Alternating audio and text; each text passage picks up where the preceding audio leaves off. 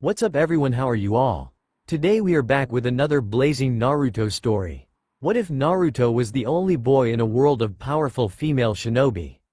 If you enjoy, then please like, share and do comments. And also check the description to original creator of this beautiful creation. In a large courtyard there sat hundreds of people.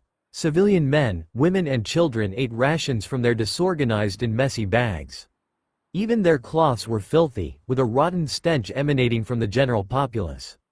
As for the uniformed ninja, their cloths were tattered and some still bleeding. Many of them had an arm or leg missing, and some corpses were being burned in front of their grieving families. At the center of the courtyard was a raised platform where 3 men and a woman stood. A chakra sensor would be unable to sense their chakra. In fact, they looked like ordinary people. But surprisingly, the villagers showed them tremendous respect. This world has grown too bold in its rush for power. They have a lot of guts to have dared to turn on us. His voice, loud and domineering, swept through the courtyard. Everyone fell silent, listening to him quietly. Even the children had stopped shouting and screaming. But it is our fault too, for us to have grown so complacent during peacetime. Many of the ninja in the courtyard lowered their heads in shame, some crying in anguish. It was truly a pitiable sight. The man in the center stood up from his seat and looked around the courtyard. At least 50% were dead. Half his people. And it wasn't just limited to shinobi, there were innocent civilians caught in the crossfire. They still had some hidden cards left to play, but this should never have happened in the first place. He clenched his fists, but after a few moments they were slowly relaxed. No point worrying about this now, I need to ensure our safety and prepare for the future. He cleared his throat, regaining everyone's attention. This is not the end, my brethren. We must carve this loss and humiliation into our hearts and live on. Live on for our ancestors, our children and our legacy. We cannot falter in the face of hardship. We may have lost our land, but we haven't lost our heritage, our skills or our knowledge. He paused before continuing, I know that you have lost a great deal, I have too. In fact, my father's condition is currently unknown, as is his location. Even worse is losing our homeland. However, remember this. The most important thing for a civilization isn't their land, but their people. We will rebuild our home, creating an even stronger village where we can protect our own. We will once again rise to the top. The more he spoke, the louder his voice rang across the grounds. When he saw his people pay attention and cheer, he inwardly sighed in relief. As the leader, it was his duty not just to ensure his citizens' safety, but to make sure their wills remained strong. He could tell his words lighted a spark of hope into their hearts. And he clenched his fist with a dark glint in his eyes. Once we have rebuilt our empire, the 9 great masters shall rise once again, leading us to destroy all those that acted against us. We will avenge this loss. No one questioned him. He was their leader and protector. A resounding cheer swept across the courtyard as the man finally managed to smile. The 3 people around him also clenched their fists in agitation. Clearly they too were infected by this optimism. Onwards to the mountains, my brethren. I, Blood Calamity, will lead you to build a new home, a new paradise. And so they vanished. Many people would try to find their last traces, but fail. Some thought they died, others not so sure. However, the elemental nations did agree on one thing. The glorious reputation that this people built had fallen into ruin. No one knew that deep in a secluded mountain range there still existed that clan, who possessed centuries of glory, knowledge and power, having protected the world many times over. Their strength would grow unnoticed within the mountains, preparing to one day re-emerge into the great elemental nations. 100 years later. Location: Konohagakure. It was a rainy day, which was rare for the land of fire, especially during the summer. A sprawling metropolis sat below a grand set of rock faces, 4 of them. As a village victorious in 3 great wars, it was safe to say Konoha was a superpower, even amongst the 5 great villages. It was also an economic powerhouse, with lots of business taking place on a daily basis. Near the center of the village was a tall red tower, which had the symbol, fire, emblazoned on it proudly. And at the very top was an office, inside of which sat a middle-aged man. Nothing about him was ordinary, from his clothes to his very presence. For a few minutes he persisted in signing documents and reading confidential reports, but soon he sighed and leaned back. How long are you going to stand there, Jiraiya-sensei? A man appeared in front of the desk out of thin air. He was tall with white hair and red face markings, with a large scroll strapped to his back. Now I can't even hide from you, and I'm supposed to be the spymaster. Have your sensory capabilities advanced so far? Although it was a light-hearted tone, he was clearly awed and slightly displeased about being noticed so quickly. The young surpass the old, my dear sensei, and you're definitely reaching old age. He grinned, and started laughing when his sensei flipped him off in response. You need to visit me when I'm at home, sensei. Why don't you stay in Konoha for a while? Kushina and Woolen would be excited to see you again. He looked expectantly at Jiraiya, who frowned in response. Can't this time, Minato, a storm's brewing. And it isn't going to be pretty if it heads in our direction. Minato paused for a second, before becoming quite serious. It has to be bad for you to come personally. What happened? Jiraiya paused for a minute, perhaps due to hesitation or misgivings, before replying. There are a few new organizations that have been set up in recent years, Minato, and I didn't take them seriously at first. But recently I realized that their operations have been discreetly set up against Konoha. Is it Iwa or Kiri? Or even Kumo? We did sign the peace treaty 4 years ago, so I don't think Kumo would do anything. As for Suna, they won't even dare to do anything. Minato pondered, clearly in deep thought, before looking expectantly at Jiraiya. Once again Jiraiya hesitated. I'm afraid it is none of the villages, it's worse. The name of one of these organizations is Akatsuki. Location: Eastern Konoha Residential District. Beep beep beep beep. An alarm clock rang incessantly before a hand clamped down, restoring peace and tranquility. Ah! A boy yawned as he threw off the covers and got up from bed, rubbing his eyes. He was quite scrawny in general and looked lethargic this morning, but his vibrant violet eyes indicated otherwise. They scanned the room incessantly before falling on the calendar opposite him, on which there was a big red line underlining graduation, time to become a ninja. Suddenly all sense of lethargy disappeared. Yes, he shouted before running around the small rundown apartment picking up cloths and getting ready. He had to avoid the used cups of instant ramen noodles, which had expired way before he ate them. The water in the shower was as cold as ice, and the room's temperature was the same as the outside. None of this bothered the boy as he hurriedly freshened up. 5 minutes later he walked out of his apartment to see a street full of filth and garbage. A few homeless people sat begging for money or still sleeping.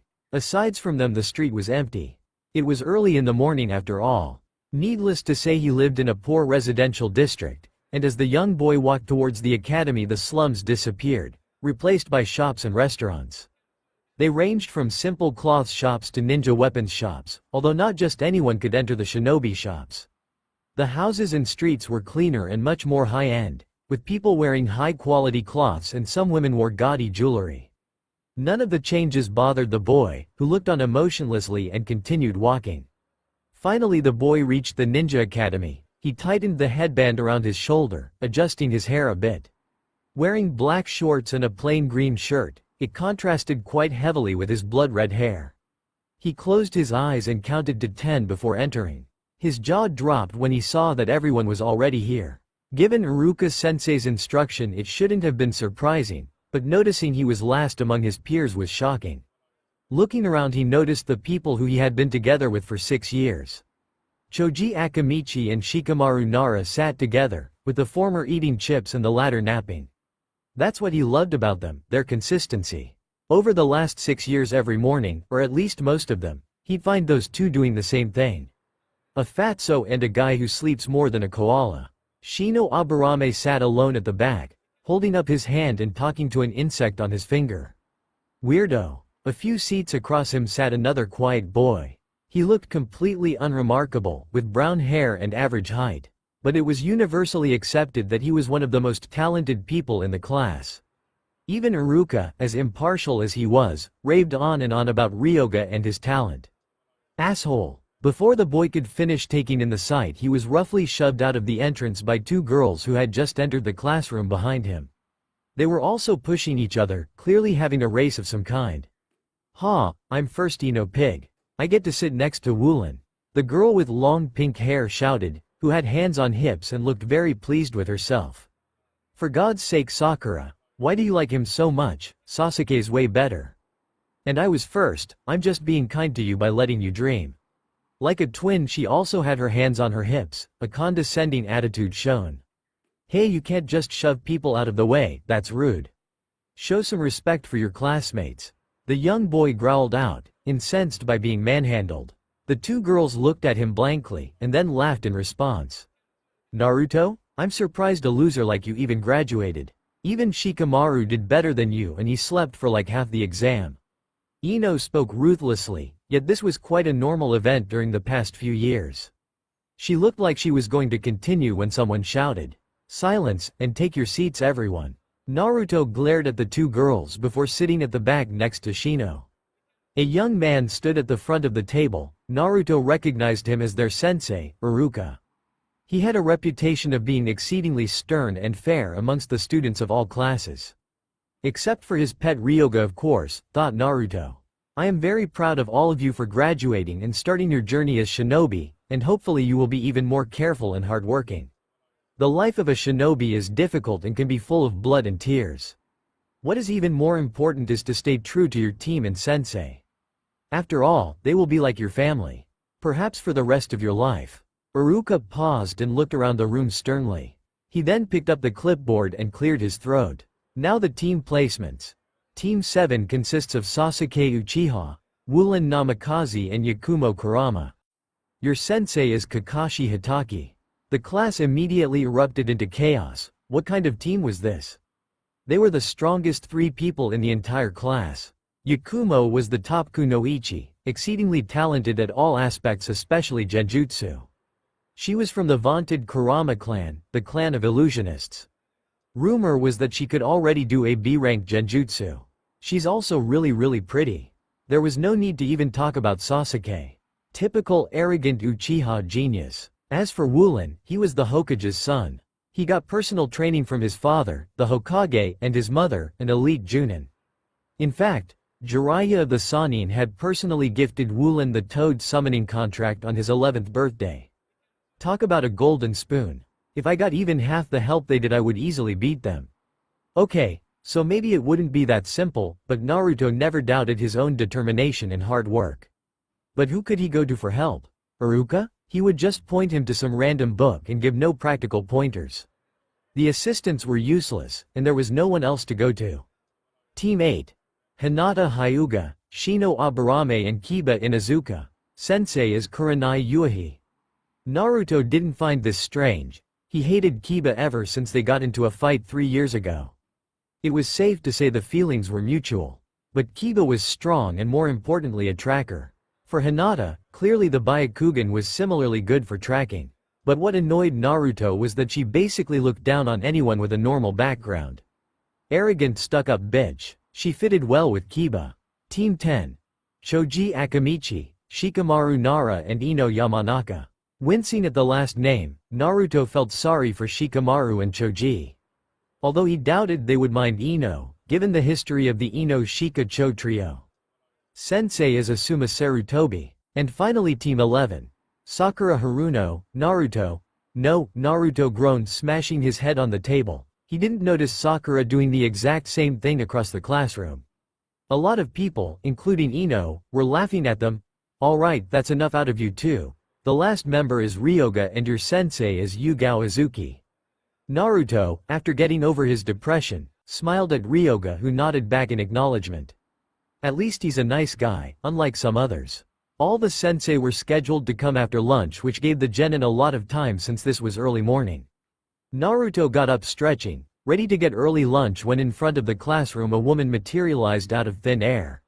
Long purple hair reaching her waist, with a jonin uniform and headband sewn on her shoulder, she looked around the class with unemotional black eyes. Sakura Haruno, Ryoga and Naruto stand in front of me. I am your new sensei Yugao Izuki. Her voice was bland and she had a disinterested posture. Does she not want a genin team or something? Naruto felt quite indignant about having a reluctant sensei, but still dutifully got up and followed Sakura and Ryoga to the front. The classroom, previously quite rowdy, was now completely silent. She looked at them for a few seconds and nodded. Be at training ground 11 in 10 minutes. Failure to arrive in time means you lose your genin title. And then she vanished. WHAAATTTTT. How can she just do that? Sakura screamed in hysteria. Training ground 11 is at least 20 minutes even if we go all out. What's up with that? Maybe 20 for you, a girl with zero fitness, Naruto mumbled, before promptly running out of the door and rushing towards ground 11. He could see Ryoga running just ahead. As talented as he was, Naruto was stronger physically. He quickly caught up before overtaking Ryoga. But even sprinting at full speed, it took 15 minutes to teach the grounds. Yugao was standing there in silence. "You're late." Her voice was cold, her expression even more so. "And where's your third teammate?" After noticing only 2 people, she knitted her eyebrows. They were weak, she realized that much, but was the girl even worse? Naruto and Ryoga, who were panting from the run, looked at each other blankly. "I think she was just behind us," came Ryoga's unsure response. Yugao said nothing in reply, simply closing her eyes and waiting quietly. The 2 boys, who felt the oppressive vibe, joined her in silence. After 5 more minutes, a pink figure was seen in the distance, which coalesced gradually into a very sweaty and tired Sakura. "Huff, sorry Huff, I'm late." She collapsed onto the ground. "My first impression of you guys is that you're all pathetic. In fact, I should fail all of you right now for your complete lack of fitness." They all glared at her. "Oh, you have any complaints? Don't bother, I couldn't care less." She pulled out 2 bells from her pouch before tying them to her waist. "I pretty much expected that I would get a weaker team, so I suppose I'll just give you guys a few chances. You need to get these bells from me. If you do, then you pass. If you don't in, let's say 5 hours, then you fail and go straight back to the academy." All 3 of them stiffened, before looking aghast and immediately starting to shout. "Haven't we already passed? Why do we have? Wait, there's 2 bells, so only 2 of us. This is completely unfair. Aren't you supposed to care abo?" "Shut up," Yugao shouted, killing intent billowed at them as their faces all went pale. "I don't care about your complaints. Either get the bells or don't, no questioning. Show me what you've got. One final piece of advice, if you don't aim to kill me, then you don't stand a chance." Sakura looked like she had something to say, but catching Yugo's dark look, she flinched and got ready. Naruto and Ryoga had already pulled out kunai and were getting into their stances. Seeing this, Yugao nodded. "Okay, now that you're all ready, begin." Location: Konoha Treehouse Bar, Jonin Lounge. "Hey," Yugo's pretty impatient. She already went to pick up her kids. A middle-aged man with a scruffy beard sat on one of the sofas. A cigar in hand, he looked over to a silver-haired man opposite. "Like it's going to make a difference, aren't her genin the worst in the year?" An absolutely stunning woman sat next to him, with black hair and red eyes. She wore a unique dress that resembled bandages but in a stylish way. I heard she even picked up the dead last. Don't underestimate her kurenai. She may have stepped out of line, but she's still an excellent kunoichi.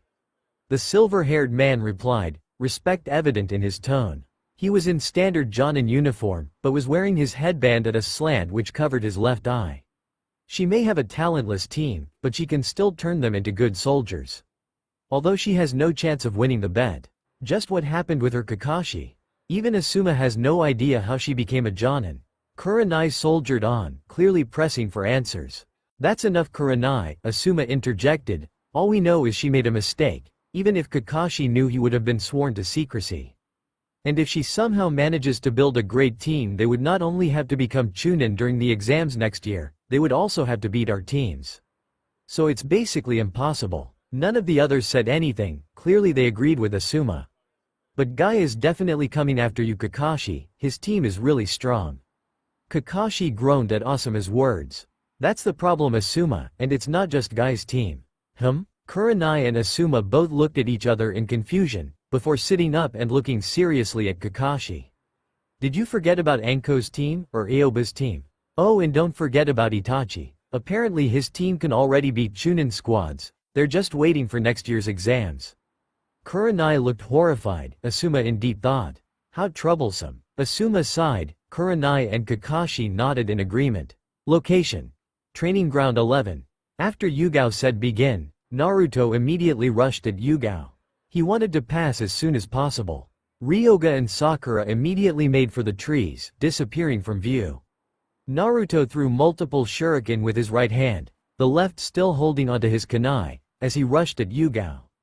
Clang! The shuriken were all deflected, only then Naruto noticed a kunai in her hand.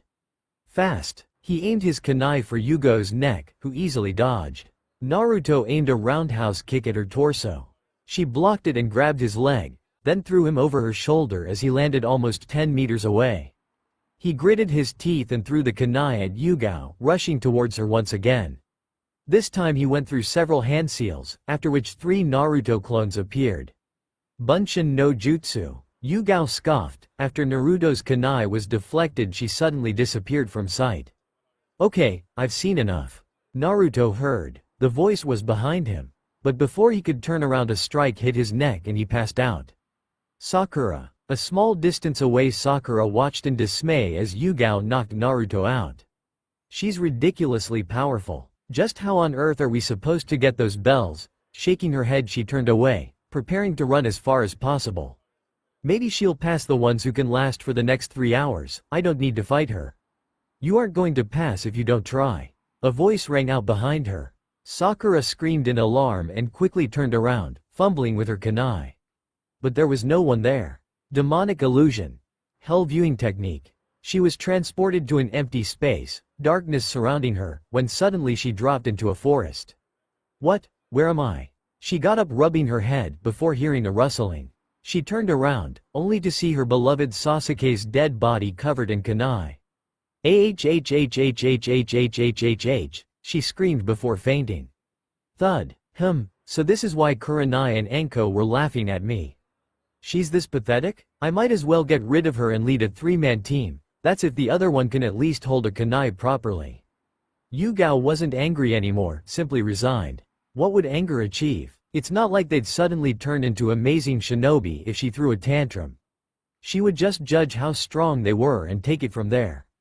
Ryoga. Ryoga didn't know why he had such a sadistic teacher. She literally made this test to beat them up, Naruto being the prime example. He wasn't sure what happened to Sakura, but he was pretty sure it wouldn't be anything positive. She might have had a good ranking, but it was her theory that pulled her through. She was the worst at taijutsu, practically worthless. Naruto could at least fight a bit. Still, she's not too bad. You've been waiting for me this whole time. Did you not consider the possibility of me waiting for you? Yugao appeared in a swirl of leaves, arms crossed with her hip cocked at one side. She was clearly not taking him seriously. Good. Ryoga quickly made some subtle checks before he replied, "You're here to test our fighting skills, and whether we get those bells is irrelevant." Yugao frowned, but didn't say anything. Ryoga wouldn't have cared even if she had responded. He quickly sped towards Yugao, kunai in hand. As he swung his kunai and tried to hit her, his arm was blocked by her leg. Then he discreetly made a hand sign. FWOOSH. Kunai and shuriken appeared from all around the clearing. Yugao still looked unimpressed as she handily dodged all projectiles whilst still managing to score some hits on Ryoga. Just when she was about to knock him out, he went through more hand seals and slammed his hands to the ground. Doden. Tsuchi Nami no Jutsu. The ground suddenly moved, like it was a wave of water, which disrupted Yugo's footing.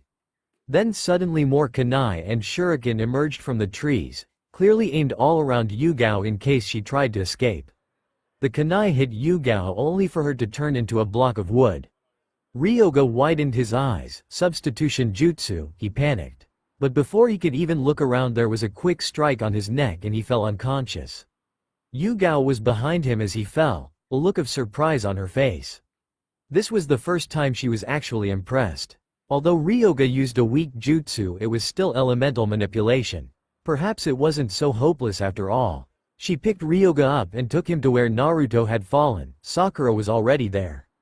After dropping him to the ground, she slapped them all awake. They were all groaning as they got up. Sakura less so, since she had simply fainted. Yugao stared at them coldly, waiting for them to get their bearings before finally speaking. "None of you understood the purpose of this test, and I even gave you a handicap." The genin looked confused, before Sakura hesitantly expressed her feelings. "Wasn't the whole point to see how strong we were and whether we had the ability to get the bells from you?" Yugao scoffed, clearly annoyed. "I'm a jonin. You thought you could take something from me that easily? How naive. I should just send the lot of you back to the academy." Naruto knitted his eyebrows. But then why would you? Naruto paused before suddenly exclaiming in shock. You wanted to see if we could work together. That's the only way we could possibly get those bells. You only had 2 bells though, wouldn't we end up fighting over who would get them? He ended up even more confused. However, Yugao actually nodded in agreement. Good, although you're late you were still able to get to the answer. She looked at Ryoga, who suddenly realized he had been wrong the whole time. She pointed at him. You were way too arrogant and conceited, thinking you knew the purpose of the test and choosing to wait for me. In a real mission, arrogance can easily get you killed. He clenched his fists and looked down. As for you Naruto, you rushed at me straight away without any plan or strategy. The ninja who don't think before charging at the enemy are like fish in a barrel. With your pitiful skills, you're even worse. At first Naruto was staring daggers at Yugao, but in the end he simply nodded. He had been a bit impatient so he could understand where she was coming from. Sakura gulped in fear, she did the worst out of the 3. And sure enough Yugao turned to her. She didn't say anything, and before Sakura even realized what was happening she found herself tied to the wooden post. Woo? What? Wait, why are you doing this to me? Please let me go, don't kill me. Sakura started to cry and looked truly pathetic. You, however, are the worst. Couldn't even break through a simple D-rank genjutsu? Even if I accepted how weak you are, what I cannot accept is your cowardice. You tried to run away and hide instead of trying to pass the test. Why are you a ninja in the first place? And you've already started crying, a weakling like you doesn't belong in the shinobi world. Yugo's words cut deep, and Sakura cried even more now. Vicious lady, Naruto knew he couldn't mess with this sensei, he had a whole new appreciation for ninja. Yugao clapped her hands, gaining their attention. Alright, I'll be brutally honest. I don't want to take any of you as my genin, but if I don't give you a fair chance the Hokage might be displeased with me. So I'll give you one final chance to fight me as a group and convince me to take you guys as a team. However, here she pointed at Sakura, she cannot participate since she would basically be useless in a team and I don't like having dead weights. Naruto and Ryoga looked at each other and looked quite confused. How could they beat her with just 2 people, and didn't she just talk about teamwork? Wouldn't having Sakura give them greater strength? I'll give you 15 minutes to prepare yourself. Come to the waterfall northeast of here by that time. Otherwise, I'll assume you've given up. Her words ended with killing intent, causing them to start sweating. When she disappeared, they sighed in relief. There was a poignant silence in the clearing, before Naruto finally spoke. Ryoga, you thinking what I'm thinking? Ryoga looked at Naruto, who jerked his head towards Sakura, before slowly nodding. Good, Naruto took out a kunai, and cut Sakura's ropes. Huh? So I'm free to go home? Sakura asked, rubbing her wrists. Naruto rolled his eyes. No you idiot, you're coming with us for the test. Every extra person can help when we fight Yugao-sensei, you included. Sakura started, looking at Naruto in shock. But she didn't try to dissuade the boys, to be a ninja was her dream too. Okay, let's plan out how we'll attack. Ryoga? They all converged, looking at Ryoga. He smirked, we should first start by setting up TRA. That's enough you 3. Yugao had suddenly appeared behind them. Sakura shrieked in shock whilst Naruto and Ryoga pulled out kunai. You completely disobeyed my orders, choosing to save your teammate instead and include her in the plan to fight me. The genin paled, and Naruto gulped in fear. He didn't want to fail. However, here she paused, that's why you pass. They all looked confused, so Yugao just decided to explain everything. She straightened up and for the first time showed a serious expression. Do you know why Konoha won 3 wars and stayed so strong? It is not just because of our talent, but also our teamwork. There are so many heroic stories about Konoha ninja facing insurmountable odds, but overcoming them together through sheer willpower. It was because they had faith in each other and stayed true to their friends and fellow soldiers. That's a true Konoha shinobi. There was a proud gleam in her eyes. She exuded a charisma that Naruto couldn't help but admire. This was a shinobi, a true warrior. The 3 of you are completely talentless. Particularly in comparison to your teammates. Most of them are from prominent clans and have been trained since they could walk. They learned specialized clan jutsu developed over centuries. Some have powerful bloodlines feared all across the elemental nations. They want only their clans to succeed, and when a new vulnerable shinobi too talented appears. She suddenly paused, sadness in her eyes. They try their hardest to shut them down. The genin looked down, not knowing what to say. They knew there was favoritism, but to this extent? But so what? We'll still beat them. They looked up at her, and all of them froze. Because she was smiling. As long as you wish to become powerful and stay true to your comrades, I will stand with you to the end. I will train you till the sun comes down, and then some. And one day you may be able to look upon your classmates as equals. As of now, we are Team 11. Yessssssss, ha ha ha. All the genin jumped in joy, especially Naruto. They were finally shinobi. Although they were not as strong as the others, they could still catch up. With such a great sensei, how could it not be possible? Naruto felt a great admiration for her. This was because she had cut him down mercilessly, not to discourage him, but to humble him. To tell him how weak he really was. It wasn't demoralizing, because he knew he would grow. For the first time, Naruto was happy about being in Team 11. After that conversation, Yugao waved them off and told them to arrive tomorrow at 6 in the morning. Naruto headed straight home, eating a couple of instant ramen cups for dinner. As an orphan, he had very little money and couldn't really afford to eat in a restaurant to celebrate. Maybe one day I'll earn enough as a ninja, Naruto said, hope in his voice. Lying down on his rickety bed, he looked at the ceiling, lost in thoughts. Location: unknown. Naruto woke up in alarm. He wasn't in his flat anymore. Instead, it was some kind of underground corridor. It looked fairly ostentatious, with golden patterned tiles and silver lamps attached to the walls. There were mosaics on the walls, with many pictures depicting some kind of story. Naruto paid them little attention, choosing to walk down the corridor. Who brought me here? Naruto voiced his thoughts, still walking down the corridor. After almost 10 minutes he reached a huge hall. The walls were covered with even more pictures, with a gigantic spiral symbol present on the front wall. In fact, the red color reminded Naruto of his own hair. Of course, Naruto's blood-red hair was a rarity, and he had never seen another person with similar hair. At the center of the hall was a giant pagoda.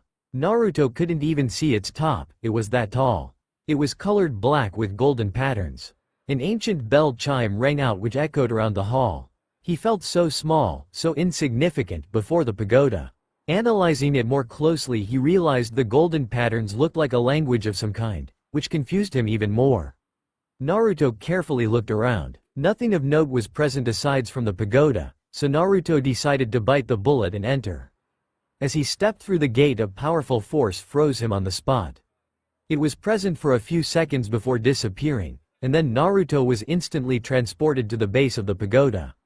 As he looked around, he gasped in amazement. Wow, so many glowing scrolls, and they're floating. I wonder what's inside of them. There was nothing important present in the courtyard except scrolls. A nice-looking garden with some chairs and even a pool. Naruto opened each scroll and saw what was inside. It was information, some of it was history, but others contained some kind of weird gibberish titled Fuinjutsu. The strange part was, aside from the titles, Naruto couldn't read anything else on the scrolls. It was the final scroll floating at the center of the pool that caught Naruto's eye. It glowed far more brightly than the others, and exuded a kind of pressure that weighed down on Naruto. When Naruto pulled over the scroll and read the title, he froze in complete shock. The history of Uzushiogakure. Come on, if you want to beat those clan kids you need to do much better. When Yugao-sensei said that she was starting with light exercises, she meant this. Naruto thought, sweating as he was running his 20th lap around the grounds. Sakura had already collapsed at the 8th lap, her fitness was pathetic. Only Ryoga had persisted with Naruto and he was still on his 16th. A few minutes later Yugao shouted, okay, that's enough. Time for the next exercise. What, there's more? Sakura shouted. She looked like she was about to die. And so continued the tortuous training for the best part of the morning. Running, sit-ups, push-ups and ending with taijutsu practice. Everyone, including Naruto, had collapsed at the end of it. Yugao had already covered her face with her hands. It was unknown whether she was laughing or crying. Ryoga was the best at taijutsu, followed by Naruto and then Sakura. Although Naruto was physically stronger and faster, he lacked skill, which Ryoga had in droves. Sakura was so weak it was pitiable. Yugao would have to start from scratch with her. This is the workout you will do every morning. Stamina and fitness are very important for ninjas. Once you can do 25 laps in an hour, I will add leg weights to make it more difficult. Similar concept for push-ups and sit-ups.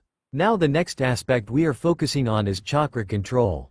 You will be refining control through two main exercises, tree climbing and water walking. As Yugao trained, the genin time passed by in a flash. Soon enough it was near nightfall.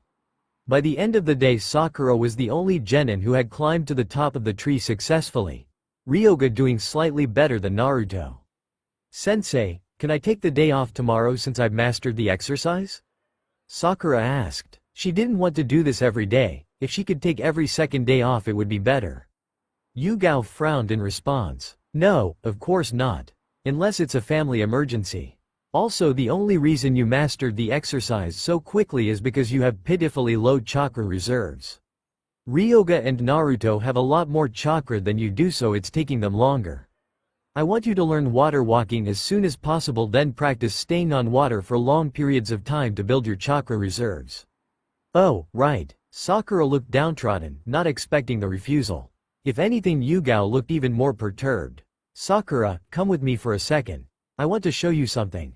Sakura looked up at Yugao in confusion. Show me something? What does she mean? But she still nodded in agreement. You two are dismissed. Missions start from tomorrow at 7, so be at the missions office by 6:45. When missions are over we train as per usual. The two boys nodded, looking curiously at Sakura before departing. Yugao placed her hand on Sakura's shoulder. Shunshin no Jutsu. Location: Uchiha clan grounds.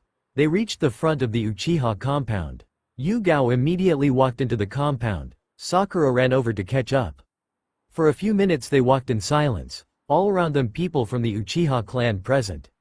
There were shops and restaurants, and many people who had the Uchiha clan symbol emblazoned on their backs. Yugao stopped in front of a building. Sakura recognized it as the Konoha Police Force headquarters. They managed law and order in Konoha. I'm sure you know about this place. It is Konoha Police Headquarters. Do you know who the leader of the police force is? Sakura shook her head. She only knew about their role.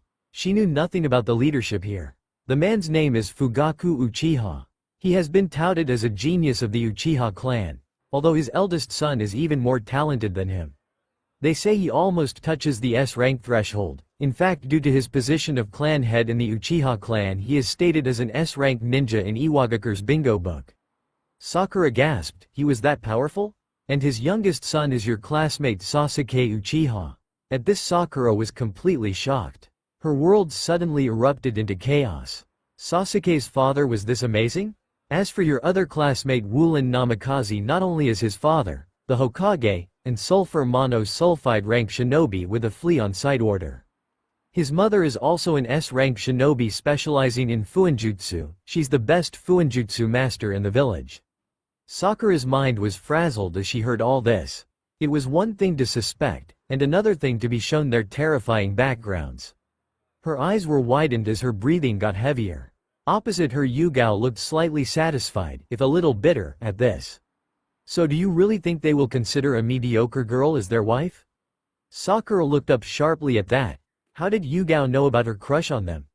As if to read her mind, Yugao laughed and answered, of course I know. I have access to the academy teacher notes and I am quite observant. My point is that you need to figure out what you're going to do with your life. Firstly, thinking about love at such a young age is stupid, and I'm 100% sure Wulin and Sasuke are not thinking about it. Secondly, they will only marry a kunoichi, and it has to be a talented one at that. Just running after them without making yourself stronger is useless. Here she paused, Sakura hanging on to her every word.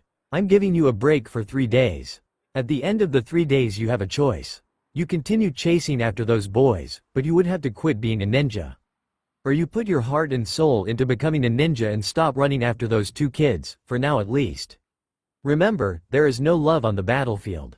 Yugao ended sternly. In her eyes, Sakura was like a ticking time bomb. If she was so dedicated to a couple of boys instead of becoming a ninja, just what would she achieve in the future? Yugao wouldn't have such a liability on her team. It was unwise. Having said her bit, she left via Shunshin, leaving Sakura to her own thoughts. Location: unknown. Uzushiyogakure's chief clan was the Uzumaki clan. They were the chief guardians and protectors of the village. The clan head of the Uzumaki clan also held the position of village leader. Under him were a multitude of ranked ninja, but perhaps most famous were the 9 great masters. Each one of them specialized in a particular area of fighting. Whoa, 9 great masters? Sounds really cool. In the unknown hall inside the giant black pagoda sat Naruto, reading the scroll he had seen a few nights ago. Aside from the history of Uzushiogakure, the scroll also talked about the political situation of the rest of the elemental nations. Just from that, Naruto realized how ancient this village really was. Every night when Naruto went to sleep, he would be transported here. He made the most of his time by reading the scroll. For the last few days Yugao had been training the team, or at least 2/3 of it. It was only today that Sakura had finally returned. An interesting change though was her attitude. Normally she'd complain about anything they did, but today she was silent. She also didn't slack off like usual and actually trained until exhaustion. Naruto guessed it must have been something Yugao said 3 days ago, but he didn't pry. Whatever it was, Sakura was at least taking things seriously, which could only be good for the team.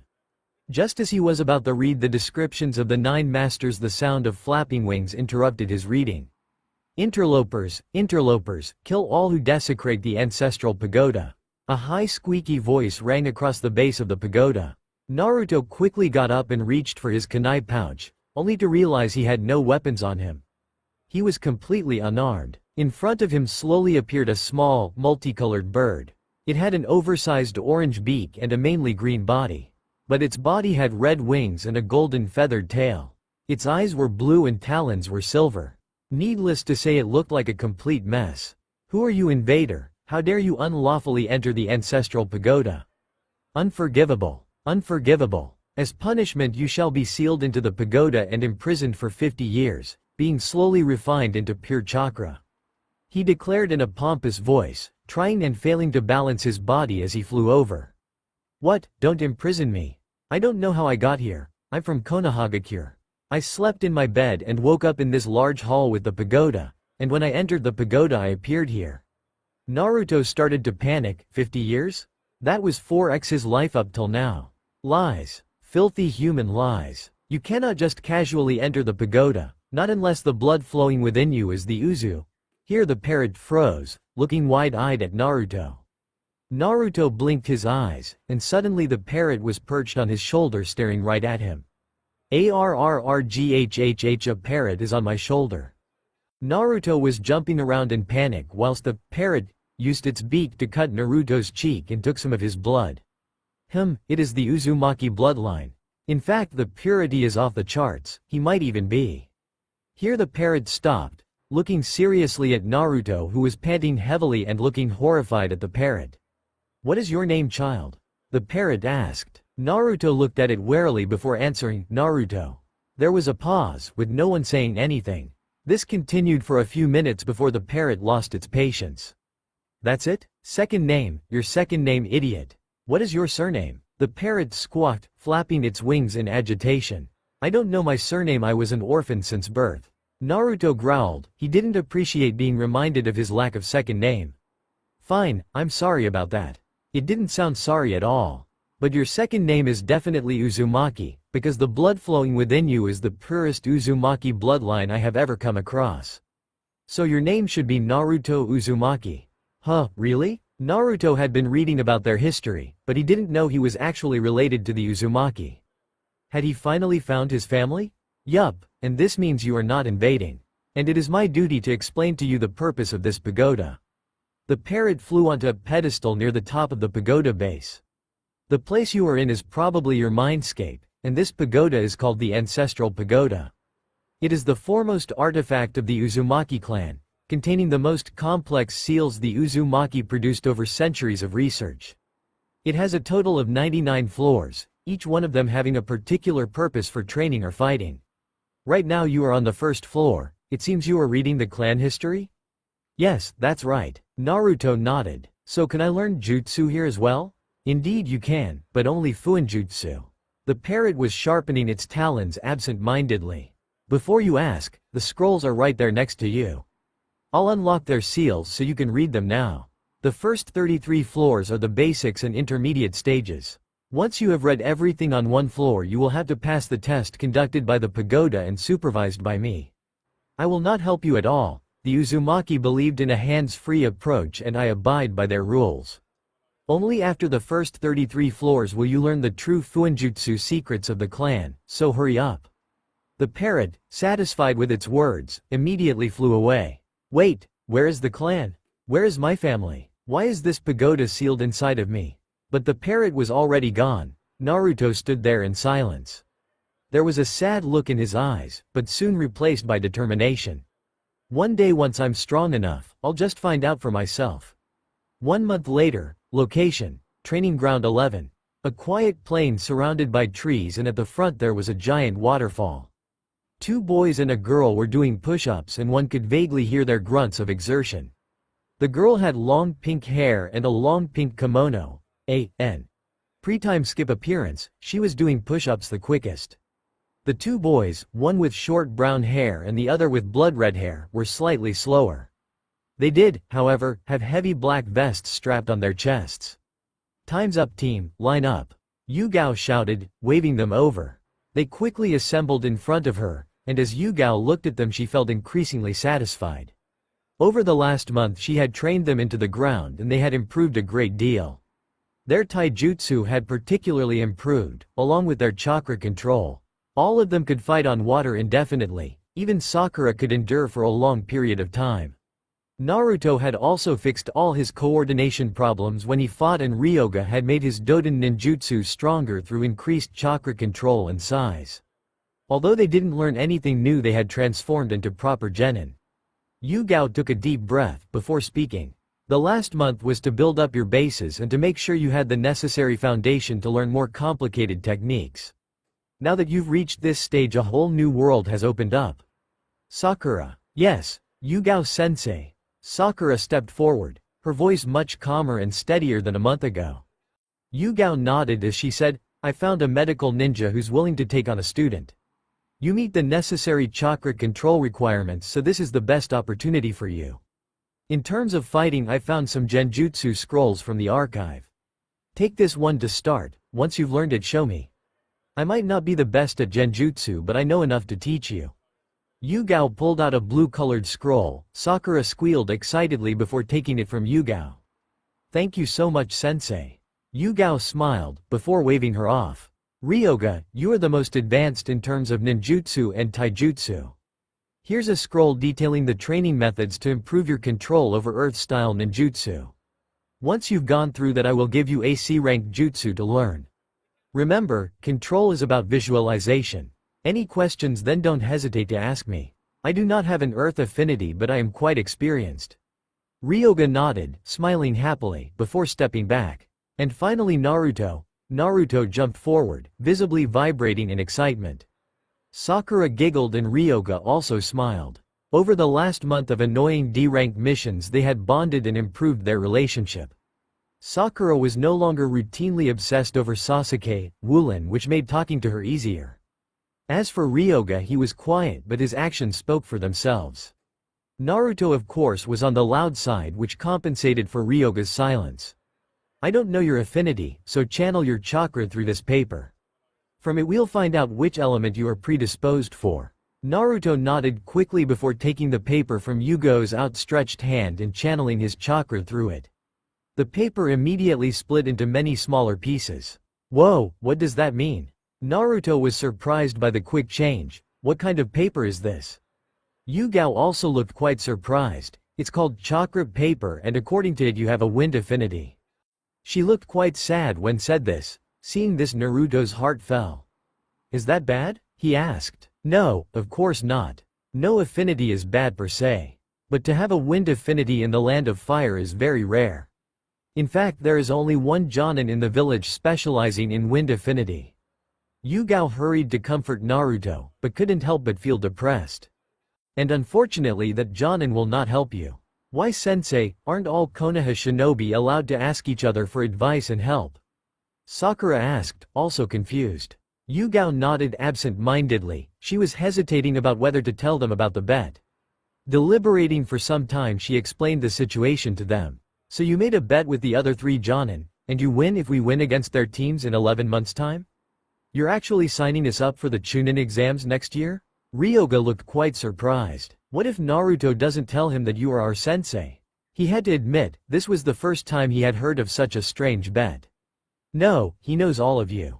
And if you reveal the fact that you have a wind affinity, he might even try to stonewall you from getting any information from the archives. This needs to be kept quiet. I'll try to get my hands on those scrolls. They'll at least help you a little. But you will struggle without guidance. How annoying, who is this guy? Naruto grumbled, irritated by the obstacles in his imaginary path to greatness. Asuma Sarutobi, he is the Jonin squad leader of Team 10. Shikamaru and Choji's team. We have to beat them as part of the bet? So the other teams are Teams 7 and 8, right? Ryoga asked, deflating when he realized how difficult the task ahead was. Yes, that's correct, but don't worry about it for now. Just focus on getting stronger. Everything else we can deal with as it comes. Now, let's start on your specialized training. Yes, sensei. They all chorused, getting to work on their particular tasks. Location. Mindscape. Parrot, come out parrot. I need to speak to you about something. Once again Naruto had entered the Black Pagoda. It was a nightly event, and over the last month he had managed to reach the 3rd floor of the pagoda. He could already make a storage seal and an explosive seal, which was fast according to the parrot. In sealing you had to first cover the basic foundation, which consisted of all kinds of characters and symbols that had many different meanings. Then you would put them together to form primers, combinations of symbols that produced a particular effect. E.g. a thunder primer that would release pure lightning energy. From the primers you would create compound seals like the advanced storage seal. You could then further develop them into sealing arrays, which were large-scale constructs that could theoretically fight an army, if you had an army's amount of chakra. The main drawback was the chakra requirements, but that had never been a problem for Naruto. Foolish child, why do you annoy me so much? Go on, what do you want? An ethereal voice sounded out all around Naruto. Where are you parrot? I'm in my sauna, and I'm not getting out. 5 minutes, after which I'm ignoring you until the next test. He sounded even more irritated, so Naruto quickly explained his lack of wind chakra guidance. Wind chakra. I could help you but it would be irregular. Then again you're not exactly a regular Uzumaki. The parrot has stopped speaking, clearly thinking about what to do. Naruto said nothing, but his fervent gaze betrayed his excitement. If he could get some basic instruction it would be perfect. Very well, here is a scroll on the basics of wind chakra manipulation and 1 C-rank jutsu. I want to remind you that the pagoda only specializes in fuinjutsu knowledge. In terms of other things it has the most basic of information. In fact for wind chakra I have no more jutsu to give you and you'll have to find any new jutsu by yourself. Thanks parrot, I'll keep that in mind. Naruto shouted happily, grabbing the scroll and putting it away. There was no reply. The parrot had gone back to its sauna. Naruto shifted his attention to his work desk. It was time to try drawing the next primer. Location. Hokage office. Minato stood overlooking the village from his window. He could see the 4 faces on the cliff alongside the new construction that was taking place to meet the demands of the larger population. Hokage-sama, the envoy has just arrived. A man in a Chunin flak jacket, his name was Kito, had entered. This was his secretary who was almost 50 years old. It hadn't been Minato but rather Kushina that had chosen him, so that Minato didn't get distracted by any female secretaries. Send them in, Minato ordered. Kito nodded before leaving the office. A few minutes later an old man walked into the office. He was wearing the cloths of a simple monk, and yet the sash on his waist told Minato otherwise. Ah, Guardian Chiriku, what brings you here to Konoha? Is it a message on behalf of the daimyo? The monk smiled, before swiftly replying. An honor to meet you Hokage-sama, the daimyo sends his regards. He wanted me to deliver this scroll to you. He pulled a red scroll from his sleeve, which was emblazoned with the same symbol that was on Chiriku's sash, fire. I'm pretty sure he wouldn't send you just to deliver a scroll. Was there anything else? Minato had placed the scroll on his desk and was giving Chiriku his full attention. After all, Chiriku was ranked 3rd amongst the Guardian Shinobi. He possessed similar strength to the Anbu commander and was only dispatched for the most important tasks of the daimyo. The other two guardians ranked above him stayed in the capital at all times for protection. Only number 3 and below had freedom to move around. You are indeed correct. The information I bring is on behalf of the princess, who has received intel that the S-rank rogue ninja Orochimaru was sighted in the Land of Grass. He has apparently set up an organization there as a front for his operations. Minato looked alarmed. Even Jiraiya hadn't found out about this, and he was Konoha's spymaster. He couldn't help but admire the princess. She was truly brilliant. If only she was one of our shinobi. And the name of this organization? Minato probed. He would have to dig up more about this later. Otogakure. Location: Konoha Mission's office. Naruto, Ryoga and Sakura were waiting outside the office. Although it was 6 in the morning, there were still plenty of people present. Ready for your first C-rank mission? Yugao suddenly appeared beside them, which would have been scary had she not have been doing the same thing all the time. Yeah, can't wait. Naruto pumped his fist in excitement. Ryoga and Sakura also looked pretty expectant. It had already been 3 months since Naruto found out his affinity was wind, and they had flown by very quickly. Needless to say, he felt very confident about C-rank missions after all his training. As they walked into the office, they could see a long table with multiple chunin seated. There was one jonin in the middle handing out assignments to different genin teams.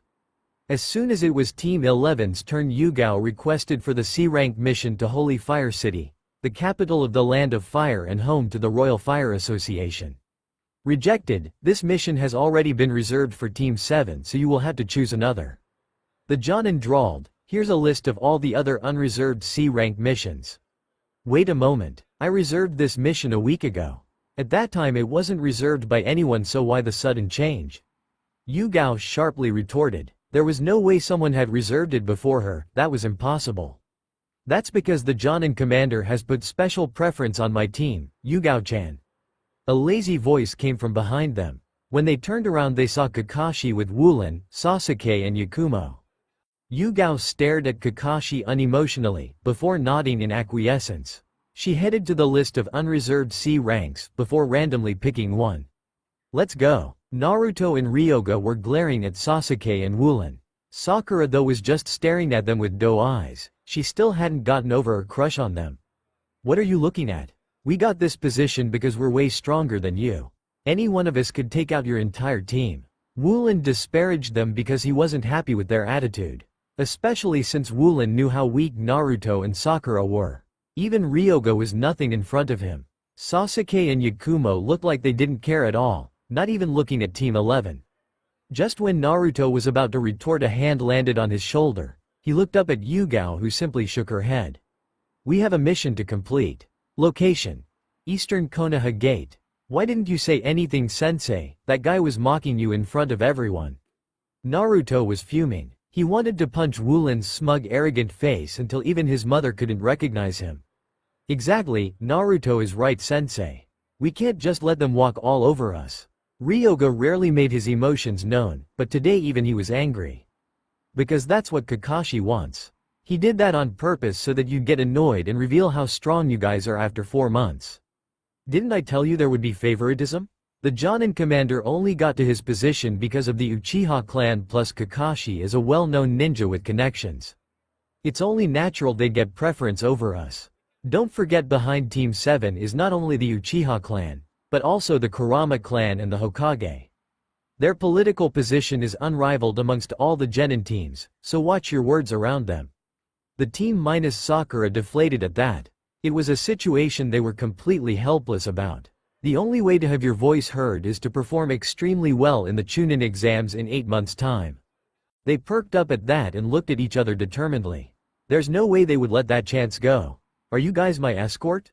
A man wearing glasses and a bamboo hat appeared in front of them. He was holding a wine bottle and had a slurred voice. Yeah, that's us. Naruto confirmed excitedly. This was their first C-rank mission. You're just a bunch of snot-nosed brats. How on earth are you babies going to protect me? This is what Konoha calls value for money. Slice. Half of the bottle crashed onto the ground, the other half still in the man's hands. Naruto was holding a tanto in his hand, and if one looked closely they would see a layer of chakra around the tanto. It extended over the metal by about a centimeter. How's this for protection, asshole? Naruto mocked. He didn't appreciate being insulted by someone he just met. Yugao simply held a hand to her head, as if to convey her exasperation with the world. Ryoga smirked and Sakura covered her mouth to stop giggling. Okay, I'm sorry. You guys are super ninja. Definitely good enough. He was nodding repeatedly. My name is Tazuna and I'm the bridge builder from Nami no Kuni. Please protect me with your lives. Location: near the Land of Fire's eastern border. We're approaching the sea, from there we'll take a boat to Nami no Kuni. Tazuna explained. Sakura nodded before asking him questions about Nami no Kuni. She had been speaking with Tazuna for the last few hours, and it was driving Naruto insane. They crossed a puddle which looked quite innocuous to the genin, but Yugao had given it a second look as she followed behind the others. Once they had passed the puddle, it transformed into two masked ninja. Both had gauntlets dripping with a liquid of some kind. They rushed towards Yugao, and before anyone noticed tied her up with the chains. What? Enemy attack everyone. Protect the... Yugao shouted out before she was cut into pieces by the sharp chains. Yugao-sensei. Sakura was horrified and froze, having no idea on what to do. Almost immediately after, the two ninja rushed towards Sakura. Ryoga immediately pulled out a kunai and threw it at the chain, pinning it to the ground and stopping both ninja. They immediately released the chain from their gauntlet and rushed at Tazuna from different angles. Ryoga speeded through various hand seals before slamming his hands onto the ground. Doden. Doroku Gashi. A wall of earth appeared in front of Tazuna, protecting him against the ninja. Naruto unsealed his tanto from a storage seal on his wrist, channeling wind chakra through it as he slashed towards one of the ninja. He blocked it with his gauntlet. Clang! Their weapons clashed as Naruto launched multiple attacks at the rogue ninja with his tanto. Most of them were blocked, but he tried to dodge the last strike only to scream as Naruto's enhanced wind tanto made a deep cut into his body. Blood was flowing out of the wound as his hoarse voice sounded, "Damn wind chakra." The other rogue ninja headed towards the wall protecting Tazuna, but suddenly his surroundings turned into a giant firestorm. Megan. Narukumi no Jutsu. Genjutsu. He immediately formed the ram hand seal to break the genjutsu. Kai. His surroundings returned back to normal. Quickly getting his bearings, he attacked Sakura, realizing she was behind the genjutsu. She looked quite unperturbed as he cut her in half, which set off alarm bells in his head. The two halves of the body vanished into thin air, his surroundings also completely changed. Megan. Kokoni Arizu no Jutsu. Sakura had already made her way behind the rogue ninja and quickly struck the back of his neck, knocking him out. She then sighed in relief. Good job, team. They looked dumbfounded as Yugao appeared in front of them. Substitution jutsu. They quickly looked at where Yugo's dead body was, only to find it replaced by a severed log. Now, Tazuna-san, tell us the truth. Why were those ninja after you? Naruto and the others looked at each other in confusion as Tazuna's face paled. Location: unknown. On top of a large cliff stood a tall, bulky man. Behind him there was a ninja kneeled whilst reporting some news. The bulky man wore a black cloak and spoke in a deep, booming voice. He left Konoha? With who? A former Anbu called Yugao Izuki, nicknamed Silent Death. She is a top-tier rank shinobi. Alongside him are two other genin of no notable background. The ninja fell silent as the man hummed and thought. He's exposed. Send the Fire Master to Nami no Kuni. The most recent intel suggests that Gato Shipping Corporation has set up a monopoly there. He has hired multiple jonin.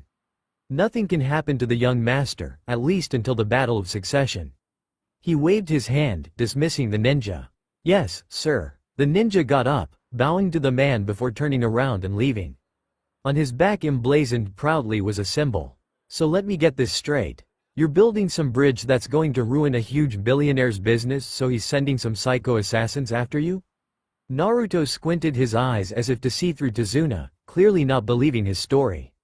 They were already on a boat to Nami no Kuni after Yugao got the details off Tazuna, but Naruto was still skeptical. Yes, his name is Gato and he's a tyrant. If you don't believe me, why don't you ask your sensei? Replying in exasperation, he looked towards Yugao, who was resting with her eyes closed. He's telling the truth, Naruto, so drop it. I was worried this mission was too easy, but it seems we lucked out. It'll be a good experience for you guys in preparation for the Chunin exams. Tazuna deadpanned at her. Good experience? What about my life being in danger or my country being on the verge of ruin? Okay, sheesh, Naruto pouted, sitting on the boat with his arms crossed. Seeing his expression, Sakura and Ryoga looked at each other, almost laughing in the process.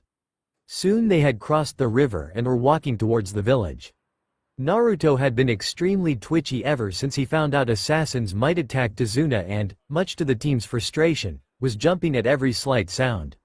Suddenly his ears twitched and he threw some shuriken into the nearby bushes. The team immediately tensed. What is it? Sakura asked. Naruto pulled out the suspect, only to find a dead white rabbit.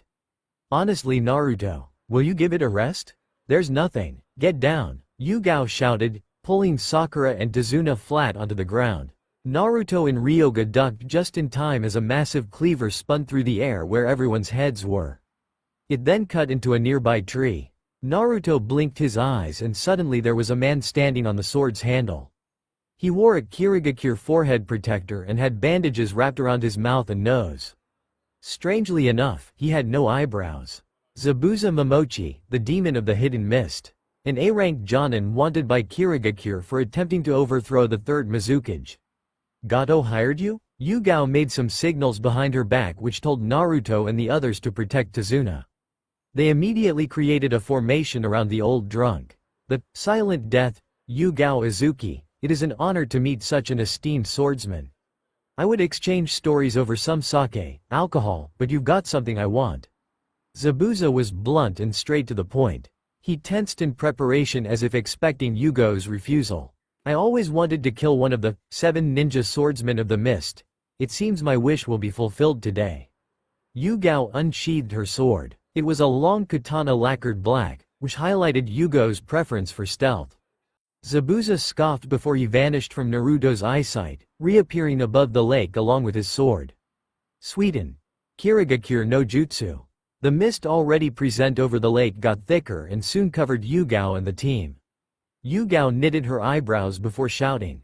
Be careful team, this jutsu is used by Kirigakure ninja to stealthily assassinate their enemies. You won't be able to hear him at all, so bring the formation closer together. Make sure to keep Tazuna in the middle and keep a strict watch over each other. A terrifying killing intent engulfed Naruto and the others as Zabuza's sinister chuckle carried across the mist. They had just managed to do as Yugao said, but they could barely move. The killing intent was so stifling. Nice advice, pity it won't work. Zabuza appeared in front of Naruto, his sword swinging at Naruto's head, inches away from turning Naruto into 2 Narutos. But just when he smirked in victory, his sword was stopped by a film of water. Sweden. Suijinheki. The film grew quickly into a wall blocking Zabuza's attack and sending him flying back. He was just about to run deeper into the mist when he widened his eyes and turned around. Clang Yugao had caught him off guard and was showing her fierce kenjutsu prowess. Clang clang clang, she didn't let up on her attacks, pushing Zabuza further back until he was far away from Tazuna. Naruto and the others watched in awe. I never knew she was that powerful, a visibly relieved Naruto thought. Zabuza snarled in frustration, smashing his cleaver against Yugo's katana and pushing her back. I can't do this by myself. She's too fast and she can predict my movements. I can't beat her and the closest I can get to is a draw. He paused for a second, thinking hard before making up his mind. Haku, take care of the kids and kill the bridge builder. I'll stall her for you. Yugao widened her eyes before trying to run towards her team. But she was soon stopped by a large cleaver. Zabuza stood smirking with it pointed towards Yugao. Your opponent is me. She furiously attacked Zabuza, trying to end the fight quickly. In front of Naruto, a green figure in a mask coalesced. Whoever it was had long hair with a Kirigakure hunter ninja mask. She was about Sakura's height, so an inch above Naruto, and she had 3 senbon held in her hand. I don't want to kill people unnecessarily, so I will give you one chance. Hand over the bridge builder. Her voice was light and gentle, which contrasted heavily with her choice of words. She tightened her grip over the senbon with her other hand rising up, forming a strange seal. Sakura glared angrily at the masked girl before shouting, "Get lost or die, you stupid girl." Naruto and Ryoga started, before looking at each other in bewilderment. How had the sweet and gentle Sakura they knew turned this violent? Naruto quickly recovered, unsheathing his bright silver tanto, and rushed towards Haku. She flung her senbon accurately towards Naruto's heart, brain and feet, which he deflected with his tanto. She quickly went through some hand seals. Ice style. Ice saber. A saber made of ice appeared in her hand, which she held in reverse grip. Naruto attacked Haku with as much skill and cunning as he could muster, but she was also quite skilled and fast. She accurately blocked or parried most of Naruto's attacks. Even channeling wind chakra through his tanto and extending his reach achieved nothing. The ice saber did not crack in the slightest, and she always dodged successfully. After parrying a fatigued Naruto's attack towards her head, she immediately counterattacked towards his heart. I know about your wind chakra, did you think I came unprepared? Just as she finished her last word, Naruto disappeared in front of her, replaced by a middle-aged man looking like a farmer. Megan. Narukumi no Jutsu. Genjutsu, she thought before quickly dispelling that man. Naruto reappeared, only he had moved several meters away from her. She was just about to continue attacking when she saw the Ryoga flying through quick hand seals. This is bad. Doden. Doryuso. The earth beneath her rumbled, and in response she quickly jumped up. It proved to be a smart decision as multiple earth spikes erupted from the ground and coming up to 3 feet high. If she had stayed there, she would have been skewered like a kebab. Ryoga fell to the ground on his knees, panting. That jutsu was far too difficult, I could barely complete it. It's up to you now, Naruto. Haku was exposed and unprotected in the air, and just when she was about to make a hand seal, she knitted her eyebrows. Her surroundings had changed into a peaceful clearing. Megan. Kokoni Arizu no Jutsu. Scoffing as she released the weak genjutsu, she widened her eyes in shock. Futon. Kaden Shuriken. After she released the genjutsu, 7 shuriken had appeared that were little over a meter away from her. They were visibly encapsulated in wind, making them faster and sharper than normal shuriken. Haku quickly maneuvered her body to dodge some of them and make sure the others avoided her vital spots. However, it was as if the shuriken were intelligent. They adjusted so that all 7 of them still aimed towards her vital spots. Somehow the shurikens were being guided by Naruto. Realizing the hopeless situation, she looked at Naruto in anguish, but he remained unmoved by her silent plea. Just when the shuriken were about to tear her to shreds, a black figure appeared. As soon as it appeared, it vanished, along with Haku. What? What the hell just happened? Sakura shouted in disbelief as Naruto swayed in fatigue, almost collapsing. About 100 meters away there were shadows flickering as Yugao and Zabuza's fight raged on. As if realizing something, Yugao stopped and moved back. There were light cuts on her body and some tears on her clothing, but nothing significant. The same couldn't be said for Zabuza, who had a huge cut running across his chest and a few other slashes on his arms and legs. There was even a semi-deep cut on his forehead. Clearly Yugao was the superior ninja. Haku must have killed your genin by now. Are you sure about staying and fighting me? Zabuza grimaced before saying. He wanted Yugao to get distracted and had been trying to unsettle her for the whole time, but she was completely unruffled. He habitually released a false surroundings jutsu placed by Yugao. She had strangely been using a lot of genjutsu in their battle. She paused for a few seconds before speaking. Trying to distract me, yet you're the absent-minded one. For the first time she let a smirk cross her face, before making a hand seal. Zabuza tensed and tried to change his position, only to find himself frozen in place. It was to the point where he couldn't even breathe. He was completely bewildered, and only after checking for a genjutsu did he realize what happened. Megan. Niju Kokoni Arizu no Jutsu. Sweden. Suiro no Jutsu. As soon as the genjutsu was released, he found himself trapped in a water prison above the lake. He didn't even realize when he had stepped on the lake or trapped until it was too late. For the entire battle up until now, Yugao had been using minor genjutsu to distract Zabuza, but only now had she actually layered her genjutsu. Zabuza would think it was one of the routine genjutsu used by her, not realizing that she had used another genjutsu as well. After all, in his eyes Yugao was a kenjutsu user and not particularly proficient at genjutsu. He lost track of her position, which allowed her to quickly maneuver herself behind him and trap him in a water prison. This is the end, Zabuza. She smiled triumphantly before driving her katana into the prison. But just when it was about to reach him, a black figure entered the prison, grabbed him and then vanished. Yugao tensed before quickly checking her surroundings. After a few minutes she relaxed and sighed, sheathing her katana and heading towards her team. Sakura was tending to Naruto and Ryoga when she arrived. "How did it go?" she asked stiffly, frustrated over Zabuza's escape. Sakura hesitated before looking at Naruto and Ryoga. They shrugged before Naruto explained. "We really tried, sensei. But just when we had her, some strange guy in a black cloak appeared and carried her off."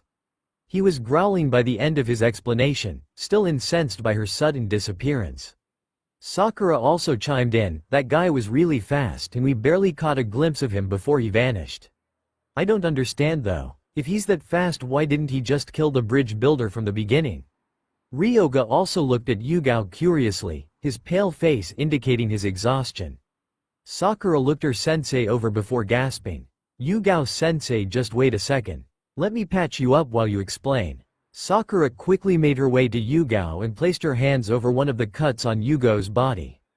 Her hands glowed green as she scrunched up her face in concentration. Yugao looked at Sakura in surprise before nodding with a smile. Sakura's medical ninjutsu, although quite basic, had come along quite well in the past few months. It was a far cry from when she was a fangirl weakling. "From what I understand, that ninja was an Anbu specializing in rescue operations. He also took off with Zabuza and his speed indicated to me that he is very elite. I'm still confused as to how Gato hired him, because this kind of shinobi is very rare even in the 5 great villages. The reason why he didn't kill the bridge builder is because his priority is saving comrades, not killing the target. I wouldn't be surprised if he was extremely weak in a straight fight. Most escape and rescue specialists are quite weak actually." She stopped speaking and looked at Tazuna intently. "This complicates our mission. The protocol, if the mission's difficulty increases beyond reason, is to simply abandon the client and return. In fact, we should have done this when those 2 Chunin attacked." Tazuna paled and started stuttering. Why you're going to abandon me?" He couldn't really be blamed, he was just a simple civilian and not a fighter. Yugao looked at him before glancing at her genin deep in thought. Naruto looked unresigned and determined. He was looking as if he was begging Yugao to continue the mission. Ryoga also looked very determined. On Sakura's face there was a bit of worry which signaled her nervousness.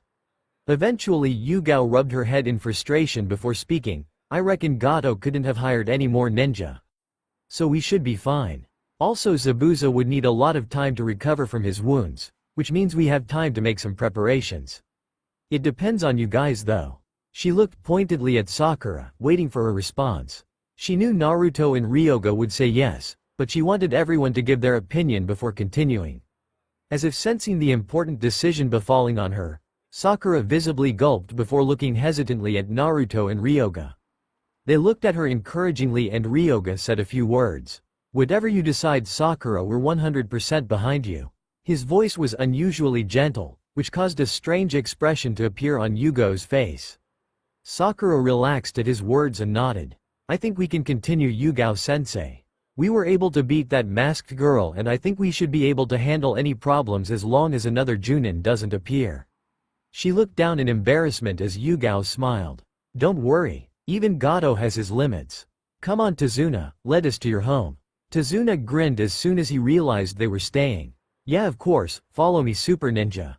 Location: Gato's base of operations. Inside a soundproof room sat Zabuza and Haku. In front of them was the black-cloaked shinobi who had saved them from Team 11.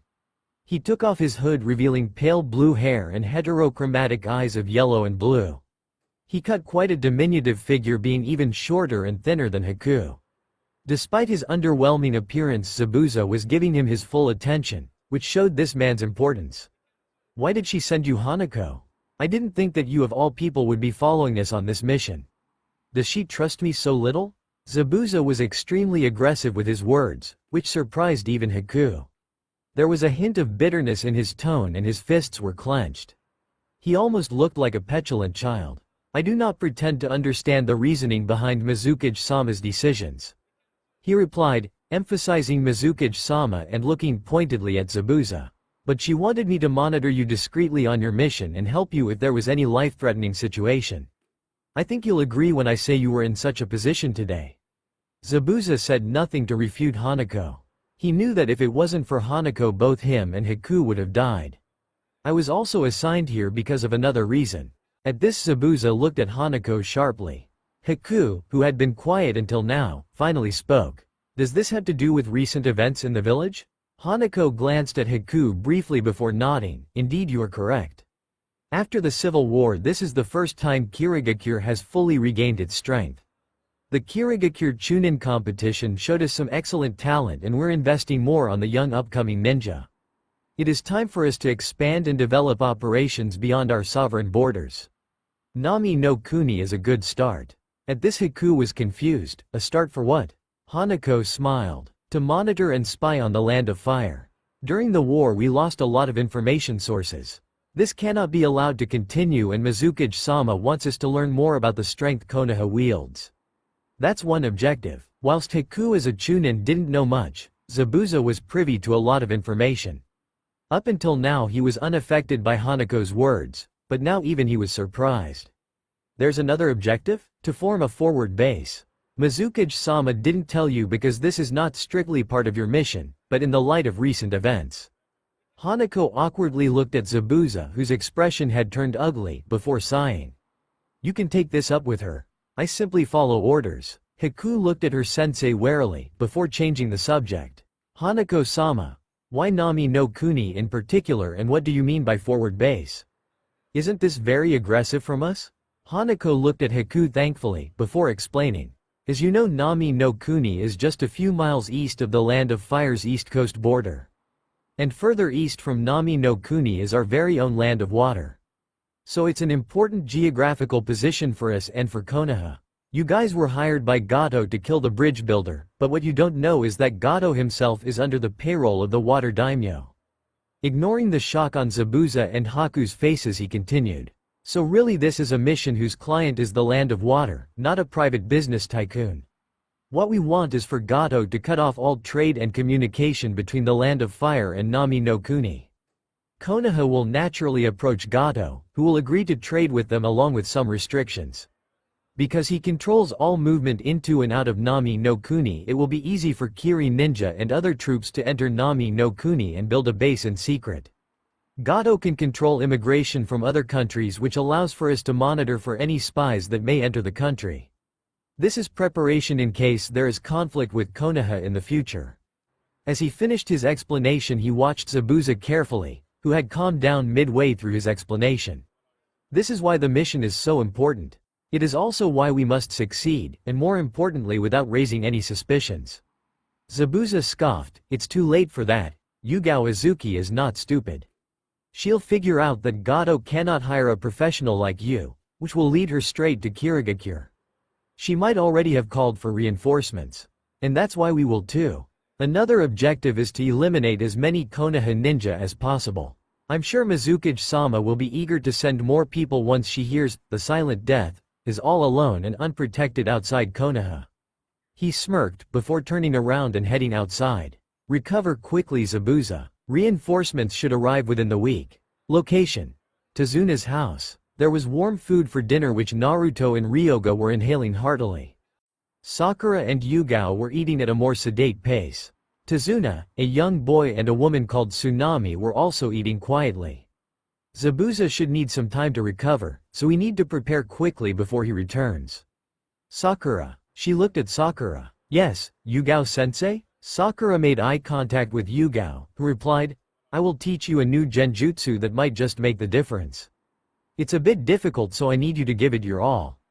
She nodded determinedly with a serious expression on her face. She understood the severity of their situation. Yugao moved her gaze to Ryoga. "As for you, Ryoga, I can't get you any extra jutsu, but your control over your Doden jutsu needs work. You can't just collapse after one jutsu. Stamina is imperative for prolonged battles. I can help you with that." Ryoga nodded quietly. Finally Yugao looked at Naruto. "Your kenjutsu is terrible." Naruto's face dropped as he became downcast. Sakura giggled and Ryoga smirked. "Yugao-sensei is so ruthless with him," Sakura thought in amusement. Yugao also inwardly smirked, before consoling him. That's why I'm going to improve it over the next few days. I want you to be able to beat that girl purely through Kenjutsu. My student cannot lose to another at Kenjutsu, since that would shame me as your teacher. There was a tinge of arrogance in her voice, which had Naruto all pumped up. They all laughed in amusement and started chatting about random things. You're all just running to your deaths. It was at this moment the young boy sitting at the dinner table spoke up. He was glaring at Team 11 and clenching his fists. Gato is too strong. None of you can do anything. Just give up and leave us alone. Tsunami looked shocked at his words. That's enough, Inari. They're here to help. You can't just say that. Inari didn't reply, but was still glaring at them. Naruto had not said anything before, but now he had reached the limits of his patience. If you think we're going to lose, why don't you just run away like the coward you are? For Naruto, the words came out very easily and even his tone was normal. It was as if he was commenting about something trivial like the weather. Naruto, Yugao rebuked, looking at him pointedly to shut him up. But Naruto hadn't finished. Come on, sensei, we know better than anyone about living hard lives. We fight and endure in order to succeed. If we just gave up like him, would we achieve anything at Konoha? At this, Naruto's expression darkened. He remembered all the times Wulin, Sasuke and Kiba picked on him because of his background and lack of strength. The only reason they were so strong was because they had specialized tutors teaching them from birth. Where was the fairness in that? Ryoga nodded seriously, before backing him up. Yeah, I agree with Naruto. Look at the team placements if you want to see the discrimination. They just sidelined our team along with Sensei, but they made a team with the top 3 clan children on purpose to push them forward. There is no fairness in Konoha. So that's my point. Just give up then. Inari exploded in anger, before storming up the stairs and leaving. None of the genin, or Yugao for that matter, looked happy with Inari's words. Tsunami and Tazuna could sense the atmosphere and explained how Kaiza had once saved Inari's life. When they talked about Gato killing Kaiza so brutally in front of the villagers, Naruto got up in agitation. What happened, Naruto? Sakura asked, scared that Naruto might do something stupid. I just need to blow off some steam. He muttered and then promptly left. Location: Kirigakure, an island surrounded by mist and in its center a magnificent metropolis. It was inferior to Konoha in terms of size and people, but had its unique charm with the numerous canals and boats that transported people daily. At the center of the village was a modern-looking building with many glass windows and fancy floors. It wasn't particularly tall but still exuded a sense of majesty. Inside the building's office stood a tall woman, who was overlooking the village from her window. Long and lustrous red hair framed an angelic face, which was knitted as if in deep thought. During this time, a man with an eye patch and long seals tied to his ears stood behind her. His hands behind his back, he stood in a stiff military posture. So Zabuza is okay, that's good to know. She sighed in relief. I knew it was a good idea to keep Hanako around him.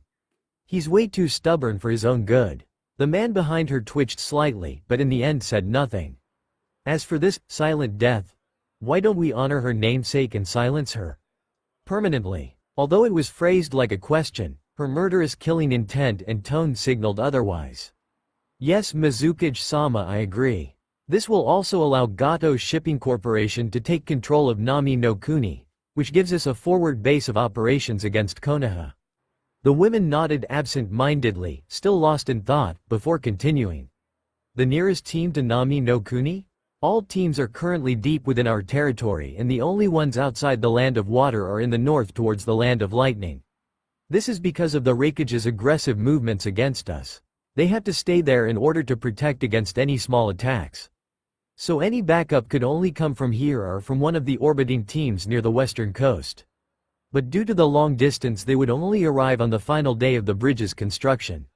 She let out a huff in exasperation. Zabuza won't wait that long. He's much too impatient for that. Send a letter back to Hanako ordering him to keep Zabuza under control. The man suddenly looked hesitant, before softly speaking. If you want, you can visit him personally, Mizukage-sama.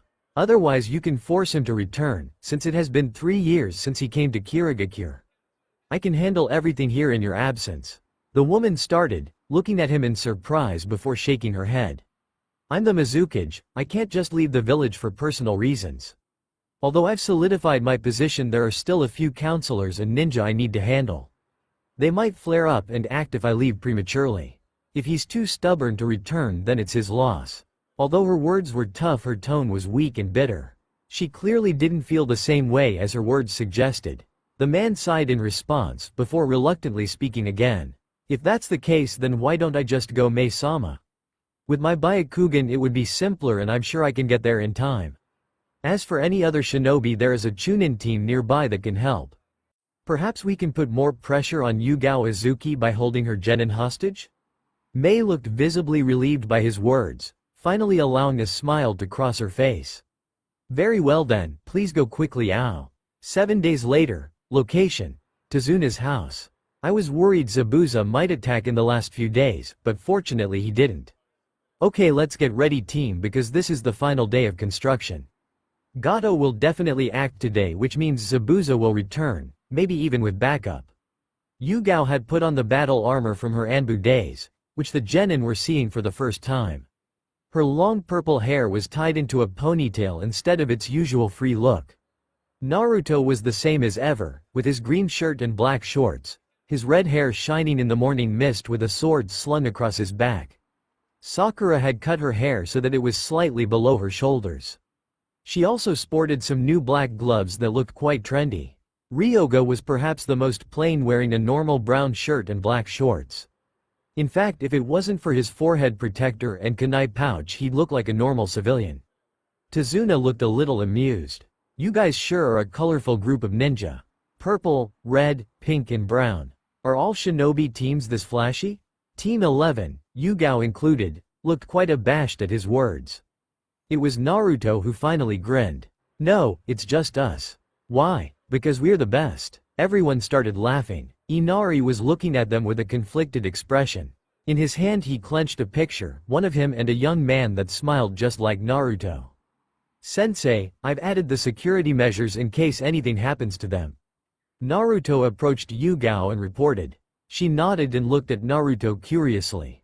Where did you learn about Fuinjutsu, Naruto? I only know a bit because of my sensei, and even then it's the absolute basics. Naruto simply tapped his nose and grinned naughtily. Secret. Yugao shook her head in exasperation, before waving her arm. Move out team, Yugao ordered as they set out with Tazuna. Location: middle of the sea, exact location unknown. It was a very weird sight. After all, it wasn't every day you saw a man standing on top of the water in the middle of the ocean. His hair was multicolored and his clothes very formal, with a red button-up shirt and long trousers. Perhaps the most striking part of his appearance was his eyes. They looked like bright rubies, shining with splendor and radiance. On the back of his shirt was a blue spiral symbol. The short and somewhat thin man looked bewildered, scratching his head in confusion. As he was standing on top of the water, he frowned in deep thought, muttering in frustration. Garbed in full battle gear, Team 11 looked like a small war party as they escorted Tazuna, along with some of his more skilled workers, to the bridge. Everyone in the village had hidden inside their houses, which made the place look like a ghost town. Seeing this, Sakura started to look more nervous. Ryoga? He was on her right, with Naruto taking point and Yugao bringing up the rear. Yeah, Sakura, what is it? She glanced around anxiously before asking, are we going to be okay? What if another Junin comes with Zabuza? Shouldn't we have called for backup? He looked surprised by her words. Wasn't it a bit late to point that out? Come on Sakura, we're all strong now. Look at how much we've grown ever since we became genin. We easily took out that Haku girl, and Yugao sensei is really strong. Also, Yugao sensei said that Gato shouldn't have hired any more powerful ninja. That's because typically rogue ninja don't work well together, unless they're part of a village, which is impossible. Ryoga looked very earnest with his explanation, and Sakura looked a bit mollified. But he could still see a slight bit of fear in her eyes. He smiled warmly before adding, whatever it is, I promise I'll protect you. That caught her by surprise, along with Yugao, who was discreetly listening in. She widened her eyes, before looking away with a light blush on her face. Let's just concentrate on watching for any attacks, she muttered, looking for a distraction. She got one in the form of Naruto, who was twitching every few seconds and looking around nervously. Thankfully I'm not the only nervous one, she thought wryly before calling out to him. Naruto, Naruto, Calm down, you don't need to jump around like a retarded squirrel. He stopped moving after hearing that, glaring at her reproachfully. It's called being alert, he justified, feeling indignant about being insulted so openly in front of the bridge builders. He quickly looked at Ryoga. Back me up, Ryoga. Tell her about how much of a control freak she is. He beseeched Ryoga, who smirked. The reason she said that is because you act like a child, Naruto. If you learned not to act like an idiot, maybe Yakumo would actually like you. Naruto looked betrayed by Ryoga's words. He saw Sakura, who had her mouth wide open in shock, before blushing and turning towards the front. Not cool, Ryoga, you weren't supposed to tell anyone. He pouted. The workers chuckled, the conversation lightening up the mood. Yugao also smiled, before looking ahead with narrowed eyes. The group had already reached the coastline and the bridge was just ahead. She could make out some mist just ahead of them. Come out, Zabuza. A cheap trick like that won't fool me. She jumped ahead of the team with katana in hand. Naruto, Ryoga and Sakura also got ready, with Naruto holding his tanto and the other two walking up next to him. Any signs of the laughter from before thoroughly extinguished. Just 100 meters ahead of them 6 people walked out. Seeing them, Yugao pursed her lips. Things just got a lot more difficult. Judging from their uniforms and general appearance, aside from Zabuza and Haku, one of them was a Junin and the other 3 were Chunin. Each of them had a Kirigakure headband. After seeing this, Yugao looked at Zabuza in shock. So this entire time you were not a rogue ninja? You're still a registered ninja from Kirigakure? Suddenly so many things made sense. How that specialist ninja saved them just as Team 11 was about to win. He wasn't hired by Gato, but was from Kirigakure all along. This means, she narrowed her eyes at Zabuza. It seems your goal isn't as simple as killing a mere bridge builder. What are you hiding? Zabuza didn't seem very surprised, he simply ignored her question. You're very perceptive, Yugao Azuki. Unfortunately, you won't be able to tell Konoha anything. In fact, my Kabikirabocho is about to relieve you of your head. He chuckled darkly and lifted his cleaver. Yugao scoffed, we'll see about that. She lifted her arm and signaled Team 11. Naruto, you will fight the hunter ninja girl. Ryoga and Sakura will fight the other 3 Chunin. I'll take on the 2 Junin. Everyone nodded and immediately moved towards their respective targets. Naruto placed some pieces of paper on the ground around Tazuna and his friends, after which he ran towards Haku. Haku had already finished going through some hand seals. Ice Release, Ice Saber. An Ice Saber and Tanto clashed as Naruto and Haku fought above the bridge. This time Naruto was a bit more skilled, ensuring he didn't overstretch on any of his strikes. This made the scales tip in his favor. He struck Haku's head at a tricky angle which was blocked at the last moment. Despite the block, there was still a light cut on Haku's face, with blood trickling down. Over the next few minutes, Naruto managed to cut Haku's shoulders, legs and chest. There was a gash running down her kimono. But Naruto was also hit a few times on his left shoulder, which left it looking like a mangled mess. You've improved. I have to admit your speed is impressive. She complimented, wiping the blood off her face. Thanks, but the real compliment should go to you. I didn't know you were from the vaunted Yuki clan in Kirigakure, but then again you do have their hideout in Kekkei Genkei. She didn't look surprised by his information and started moving through hand seals very quickly. You did some research on me? It won't help you. The amount of chakra she was using surprised even Naruto, who quickly jumped back before going through some hand seals of his own. Sweden. Sensatsu Suisho. All around Naruto a large number of water needles formed in mid-air. It must have been the mist that Haku used since there were so many needles. It was impossible to run or jump anywhere because they had formed a huge dome around him. Go! Haku shouted as the needles all hurtled towards Naruto. Just as they were poised to stab him, he finished his final seal. He breathed in deeply and then violently exhaled. Futon. Daitappa. A huge blast of air blew away all the needles. Some of the needles flew in Haku's direction, which she skillfully deflected or dodged. Naruto didn't waste a single second as he rushed towards Haku. She's too dangerous, I can't give her time to release more jutsu. He readied his tanto and moved in an unusual rhythm. Haku immediately noticed the strange nature of his attack and flashed through multiple hand seals. Leaf sword style. Dance of the Windy Moon. Naruto moved his sword in a full circle as he rushed towards Haku, creating the illusion that he had multiple swords. She felt a tremendous sense of danger and clapped her hands together. Ice style. Ice dome. A meter-thick ice wall formed around Haku, but Naruto was unfazed. His sword, even before reaching the dome, had already started to cut into the ice. He swung his sword in a full arc, cutting cleanly through the ice. Erg! There was a deafening scream, clearly coming from Haku inside the dome. The ice quickly crumbled, showing Haku bleeding heavily with a deep cut on her left shoulder. Haku had frozen in disbelief. She knew that Naruto's wind chakra was strong, but she had no idea that he could combine it with his kenjutsu to cut through a meter of ice. Even after cutting through the ice, he was able to cut her so deeply. If she hadn't have moved at the last moment, her left arm would have been cut off. She was caught completely off guard. After analyzing her injury, Naruto stopped attacking. He looked at her cut with a slight wince and tried to dissuade her. Just surrender, I know you can barely move that shoulder. How are you going to fight me with just one arm? She glared at him furiously. Don't underestimate me, Konoha scum. She then moved her right arm across the cut, and before Naruto's very eyes, froze her wound. Damn it, if I knew she could do that I wouldn't have stopped. Naruto thought in irritation as he stared at Haku's handiwork. This is what I get for showing mercy. Haku grimaced at the pain before looking at Naruto with a cold glint in her eyes. Raising her left shoulder, she flew through multiple hand seals. Her speed was twice as fast compared to before, and Naruto could tell that whatever jutsu she was using, it was definitely a big one. He rushed towards Haku and tried to interrupt her, but before he could even reach her, she finished her final hand seal. Smirking at Naruto triumphantly, she released the jutsu. Ice release. Demonic ice mirrors. Numerous mirrors slowly formed around them, and before Naruto could reach her, Haku vanished. Seeing each mirror have its own reflection of Haku, he paled.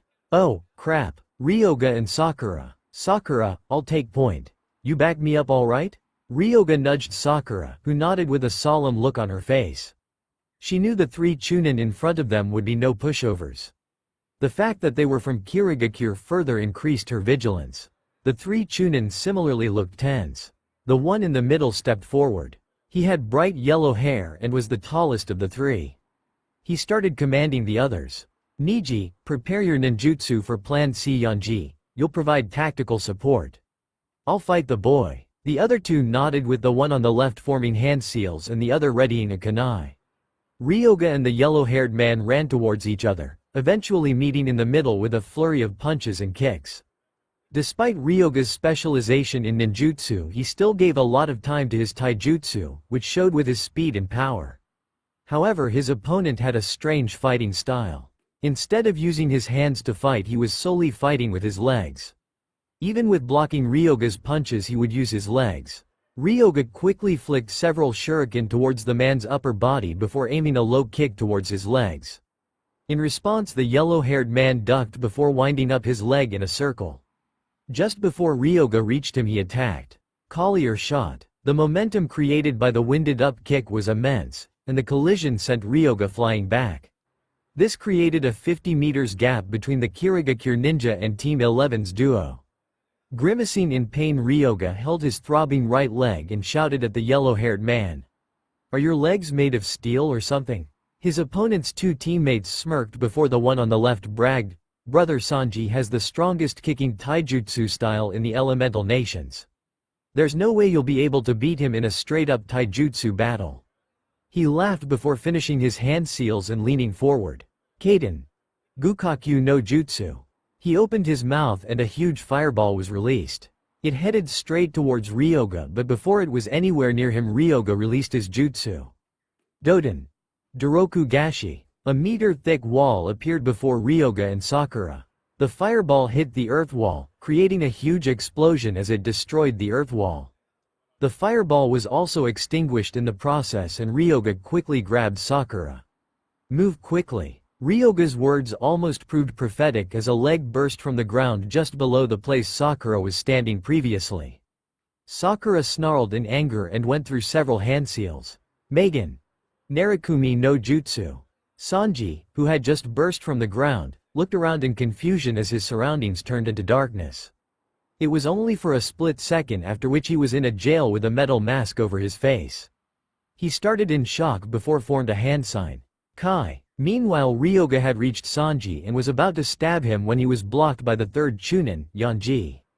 Ryoga looked at him in shock before mentally chastising himself. I can't believe I forgot about him. Megan. Kokoni Arizu no Jutsu. Ryoga's error didn't stop Sakura as she unleashed a genjutsu on Yanji. He stilled for a split second, but before Ryoga could capitalize on the opportunity, Yanji recovered. I'm the genjutsu specialist, you picked the wrong target, Pinky. She scowled in response as Ryoga retreated. Sanji had already recovered and reached them. Niji had also made his way over, this time his expression a lot more serious. These guys are no pushovers. Ryoga looked at Sakura before explaining. She glared, as if to reproach him for complimenting their opponents. But I have a plan. As long as none of them have some special trick up their sleeve, we should be fine. Sakura nodded before replying, I'm all ears. Location. Tazuna's house. Inari and Tsunami had stayed home as per Yugao and Tazuna's instructions. Apparently they were completely safe as long as they remained within the kitchen. Inari picked at his food glumly as he looked at Tsunami. Do you think they'll be able to defeat Gato? Tsunami, who had been washing the dishes, paused. I have faith in them, and in my father. I'm sure they'll give it their all. After all, that's a team from Konohagakure. Tsunami turned around, trying to assuage Inari's fears with her smile, but when Inari didn't smile back, she knew she hadn't really succeeded. Well, all we can do is wait and hope for the best. She couldn't really try to convince Inari earnestly when even she was fearful about what would happen. Get out here right now. A gruff voice shouted from outside the house. Tsunami gasped and quickly grabbed Inari. They opened up one of the floorboards and jumped into the basement. Just as she replaced the floorboard, the front door was kicked open. There were two mercenaries that looked like wannabe samurai, but even weak people like them could kill Inari and Tsunami. We know you're here. Did you think Gato would forget about you? Now I can promise that we're only here to capture you. It's just Tazuna that needs to die. Well, coming out? There was no response. Tsunami had put her hand over Inari's mouth and had held her breath. What a joke, they don't want to kill us. Tell that to the countless corpses Gato's thugs have carved up. The two of them started exploring the house, kicking down doors and breaking the furniture like typical thugs. But just as they reached the kitchen, an innocuous piece of paper on the floor lit up. Buzz. The kitchen lit up like a Christmas tree, with the piece of paper electrocuting both men until their skin turned black. Erg. They both collapsed, twitching for a few minutes before finally becoming motionless. A few minutes later, the floorboard was lifted up by Tsunami, who screamed after seeing the black corpses. That's what he meant by mild security measures. They both left the basement and re-entered the kitchen. After seeing the corpses, Inari looked a lot more solemn and determined. Mum, I need to do something about this. This is our village. How can we just sit here and do nothing? Not waiting for her answer, he ran out of the house. Inari, where are you going? Inari. Location. Nami no Kuni Incomplete Bridge. Yugao. Yugao was in deep shit. She really was. How else could she describe being ganged up on by two elite Junin?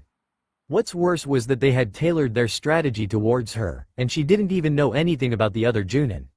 She was completely unprepared. What a great C-rank mission. So much fun fighting elite Junin. They truly increased the difficulty of C ranks. Congratulations are in order, Hokage-sama. Yugao ranted to herself sarcastically. She had multiple cuts and bruises on her body. Her sword was nowhere to be found, having been kicked away from her a while ago. The only positive was that she had cut the unknown Junin's arms off. In fact, that was just before he screamed in agony and kicked away her sword. Fun times, she thought wryly, before dodging a sword strike from Zabuza. Around her was extremely dense mist, which somewhat limited her combat capabilities. However, for specialists like Zabuza and his friend, it was like their back garden. Now I get it. The reason why you're still able to find us despite the mist. Zabuza's voice permeated all around Yugao, making it impossible to find his location. You have some kind of jutsu that allows you to sense chakra signatures. Am I right? Yugao shifted slightly, making rapid calculations in her head. But it has a very limited range, and it requires you to actively use chakra. That's why there are times you cannot track my location. I must admit it's an ingenious technique. You are truly worthy of your reputation, Yugao Izuki. Yugao had finished calculating. She ran through multiple hand seals before ending with the dragon seal. Knowing about it won't help you, Zabuza. And do you think I'll be fooled by your friend if you try to distract me? As soon as she finished the last word, her head was cut off by the other Junin's kunai, but the blood quickly turned into water. Ichiji, watch out! Zabuza shouted in alarm, but by then it was too late. Water style. Water dragon technique. A dragon made of water suddenly appeared from inside the mist. It was so fast and sudden that Ichiji had no time to dodge. If he had two hands, maybe he could have formed a defensive jutsu, but he only had one. All he could do was curl into a ball and brace for impact. The dragon smashed into Ichiji and he screamed in agony, before being unceremoniously blasted out of the bridge. Ichiji. He ran in anger towards Yugao, who was still on the move. She saw Zabuza behind her and shivered. With the murderous intent he was releasing, he truly looked like a demon. She ran for half a minute before forming a strange hand seal that looked like a cross. Kage Bunshin no Jutsu. All of a sudden there were two Yugaos. Zabuza looked on dumbfounded. Is that a solid clone? His question was answered as one of the Yugaos rushed towards him with a kunai and the other one disappeared into the mist. Zabuza harumphed before attacking Yugao. It only took a minute before the clone was gone. As soon as it was gone, Zabuza felt his hair rise. Danger. Leaf style. Dance of the Crescent Moon. 3 Yugaos jumped out from the mist, each one holding a black katana. She found her sword. How? I threw it into the river. He didn't have any time for answers as they attacked him separately on 3 fronts. Zabuza tried to figure out how to dodge and parry all their strikes, but couldn't find a way and simply hid behind his Kabikira Bocho. Slash. The cleaver had managed to block only one of the 3 strikes. The other 2 struck him as one sword stabbed into his lungs and the other through one of his legs. Thump. Zabuza coughed out blood, his knees hitting the floor with a desolate expression on his face. The 2 clones vanished into puffs of smoke, along with their swords. As Zabuza coughed up even more blood, Yugao approached him, katana poised to end him once and for all. Goodbye, demon of the mist. Her sword was inches away from his neck when a man suddenly appeared next to her. She barely caught a glimpse of him before she was brutally kicked away. Ah! She fell back a huge distance before balancing herself, holding her chest in mild pain. She looked across the bridge, only to find a man with Ichiji in his arms. He had spiky silver hair with an eye patch. Location. Nami no Kuni village. A huge number of villagers had gathered at the main entrance. Just a short distance away from the entrance was the incomplete bridge. At the front was young Inari, who had fashioned himself with a small stick and some makeshift metal armor. We can't just let Konoha handle everything. For so long we have remained oppressed by that tyrant Gato, it is time to fight back for our freedom. As a kid, Inari wasn't particularly eloquent, but he still got the point across. All the villagers cheered, with even the women and children showing up with makeshift weapons. And just where do you think you're going, kid? Inari was suddenly lifted up. He struggled and shouted, "Get your hands off me, you fuck." He stopped when he saw the Kirigakure forehead protector on the ninja's person. He also saw 2 women behind the man, also wearing the same gear. Of course, none of the villagers knew that the 3 ninja were all wearing Junin flag jackets. Well, almost none of them. The sole exception was Inari, who had seen Yugao and knew what her flag jacket meant. JJJ Junin. He stuttered in fear. The man started before giving him a surprised look. So you know about our uniform, huh? Well, good for us, I guess. Since you know about our strength, I don't need to make examples. We're taking you all hostage. If you try anything funny, you die. The villagers let out sounds of fear and dissent, but just when Inari grit his teeth and opened his mouth, a chilling voice sounded out all around them. Taking civilian hostages? What an admirable move by Kirigakure. However, did you ask for my permission? Location. Nami no Kuni incomplete bridge. Naruto. Hedgehogs. What beautiful creatures, their bodies full of spikes for protection. But what would it feel if, instead of being born with the spikes, they had the spikes forcefully inserted? I'm sure hedgehogs would enjoy the feeling, just like I do. Having a sarcastic monologue when fighting Haku was useless during the fight, but boy did it help him vent. However, this fight is just about over. He smirked, catching Haku's attention. I have to commend you, Konoha ninja. You were able to prevent me from hitting any of your vital points. But you can't break this jutsu unless I run out of chakra. Haku had stopped, each of her reflections all gripping multiple senbon needles in their hands. Naruto coughed out some blood, before pulling out a few senbon near his arms. He looked around himself carefully, narrowing his eyes at certain points. Haku didn't really do anything. She had plenty of chakra and wasting a few seconds to hurt his morale was a good deal. Naruto nodded to himself, before looking at a particular mirror above him. If I was a normal ninja then yes, you would definitely win. But I'm not normal. I'm Naruto. Boom! A massive explosion rocked the entire bridge as small black markings on the ground near each mirror exploded. Naruto launched off the ground towards the top few mirrors. In the air his route was predetermined and he had no way of dodging any attack. Haku couldn't move to any of the lower mirrors, so she picked a high one behind Naruto and rushed towards his blind spot. Just as I expected, using the explosions he had reduced the angles Haku could attack him from. This time Haku was clearly going for the kill, her senbon poised to cut Naruto's neck. It was at this moment Naruto suddenly outstretched his arms in opposite directions. There was a piece of paper on each hand and the one pointed away from Haku glowed. A burst of air flowed out of the seal, which propelled Naruto in Haku's direction. Oh no! Haku tried to dodge and enter the mirrors, but Naruto had already reached Haku. She gritted her teeth and aimed towards Naruto's neck. However, at the last moment Naruto adjusted his position so that Haku was hitting his shoulder. His palm, which had the sealing paper on it, hit Haku's stomach.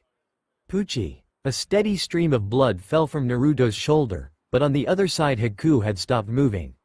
She was panicking and kept trying to shout out, with no success. Naruto pulled out the senbon and quickly bandaged his shoulder. He looked at Haku before explaining.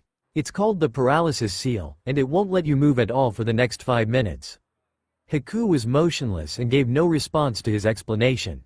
Naruto reached Haku and tied her up with ninja wire, after which he immediately ran towards his teammates. He quickly noticed, however, the mist becoming thinner and disappearing. Soon Naruto could see everyone on the bridge, including Ryoga and Sakura. They had reached a stalemate with the Chunin squad, which was impressive given the difference in numbers. He grinned and they nodded back. The Chunin team was dumbfounded at Haku's motionless body.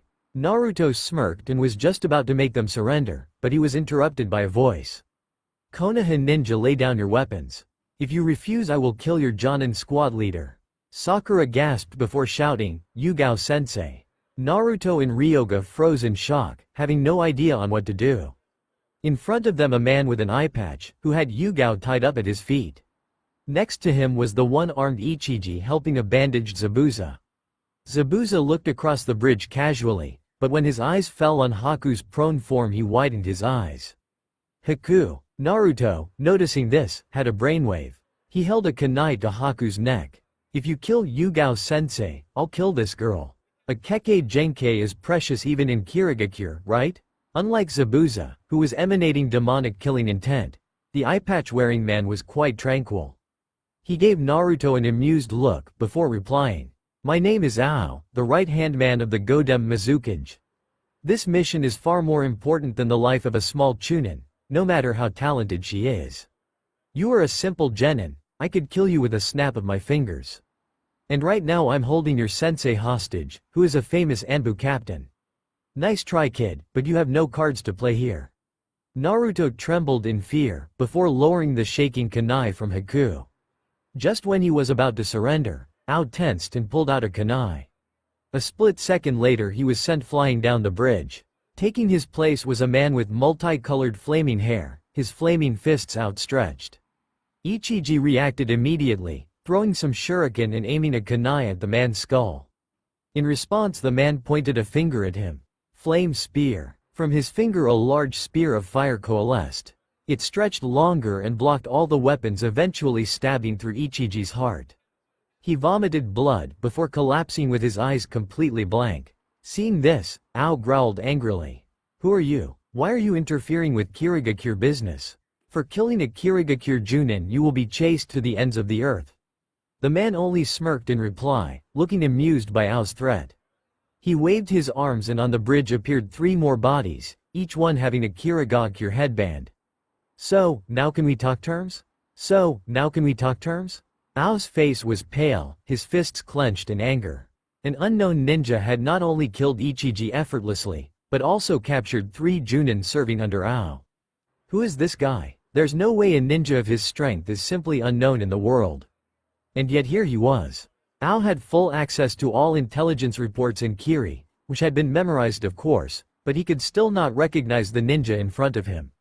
Who are you? Are you from Konoha? Ao ventured, clearly digging for information. The fire master did not reply, choosing to move his hand closer towards the neck of the unconscious Kirigakure ninja. 1 inch closer and I kill this woman. Ao threatened, holding a kunai against Yugo's throat. Naruto and the others gasped, no, don't. That finally elicited a response, how about a trade? The woman for your 3 underlings. He had moved away from the Kiri ninja, showing goodwill. Ao contemplated the offer for a minute, amongst nervous gazes from Team 11, before shaking his head. Not possible, my mission is unfortunately more important than these ninja. The blood drained from Naruto's face. Does that mean he'll kill Yugao-sensei? Sakura whimpered and Ryoga looked close to tears, they were 12 years old for crying out loud. I wouldn't do that if I were you, especially given that right eye of yours. If the last offer shocked Ao, this one turned his world upside down. How do you know about it? He growled, but he had stopped any further movement, indicative of his agreement. The fire master smirked, looking very casual and unconcerned, and replied unhurriedly. The Hyuga clan may not be as strong as the Uchiha, but they have significant political pull in Konoha. If Konoha threatens war, are you sure the Mizukage won't sacrifice you, given the recent civil war and casualties? Ao had remained motionless and unresponsive for some time, and only after a few minutes did he finally let go of Yugao. He stepped back several feet and stared at the fire master to wait for his response. Sakura tried to run towards Yugao, but was held back by Ryoga. Not now Sakura, we don't know what will happen next. She struggled a bit, before becoming quiet. The fire master maintained his amiable demeanor, kicking the 3 ninja towards Ao and pulling Yugao over at the same time. Just like that, in front of a dumbfounded Team 11 in Tazuna, the exchange was over. Many thanks. You can leave now Kiri ninja. Next time hope that your luck turns out better and you don't run into me. He chuckled a bit, and saw Ao's unamused face. Unless you want to fight? Another tension-filled silence, after which Ao shook his head. He picked up his teammates, Zabuza and Haku, and then left. I'll remember you. A few minutes after Ao left, the fire master turned towards Team 11 and the bridge builders, who visibly gulped in fear. The only exception was Naruto, who felt at ease for some reason. The fire master walked towards Naruto, and was quickly blocked by Ryoga and Sakura. They blinked and he was gone, suddenly appearing in front of Naruto. Contrary to their fears, he simply patted Naruto's shoulder. You're a strong boy, to have thought of using the girl as a hostage. Naruto felt his shoulder heat up slightly, where the man had patted him, but the feeling was gone as fast as it came. Everyone else had also relaxed. Count yourselves lucky that I was nearby and willing to help, otherwise you would all be dead. I also disposed of Gato and his operation a few hours ago. It seems he has a knack for offending powerful people. He barked out a laugh as Naruto and the others joined in nervously. The man you met was the chief of staff in Kirigakure. They all nodded in awe. Only Team 11 understood how high-ranked that position was. In Konoha it was held by Shikaku Nara, the foremost strategist in Kirigakure, who was an exceptionally smart shinobi. And Shikamaru's father, though he never talks about it. Look, it's the rest of the village. He stated, and pointed behind them. They all turned around to see an army of civilians holding up pikes and butcher knives. Naruto turned back towards the fire master, only to see the bridge and no one else. He disappeared. Naruto exclaimed, really? Maybe he's some secret spy or something? Ryoga asked, quite shocked and confused about what happened. Sakura was still held in his arms, but surprisingly not complaining about it. Naruto looked at them strangely, until they noticed their position and jumped away like frightened squirrels. Cute. Naruto inwardly laughed. He looked at the glowing sunshine before sighing. Finally, it's all over. Location: Mindscape. With all the partying, the rest of the day passed by quickly. The bridge was completed and they were simply sleeping for the night before leaving early morning. Once again, Naruto appeared in his mindscape, Only this time he was outside the pagoda, not inside it on the 7th floor. Perhaps the most surprising aspect was the new resident, a man with flaming multicolored hair who Naruto had met earlier that day.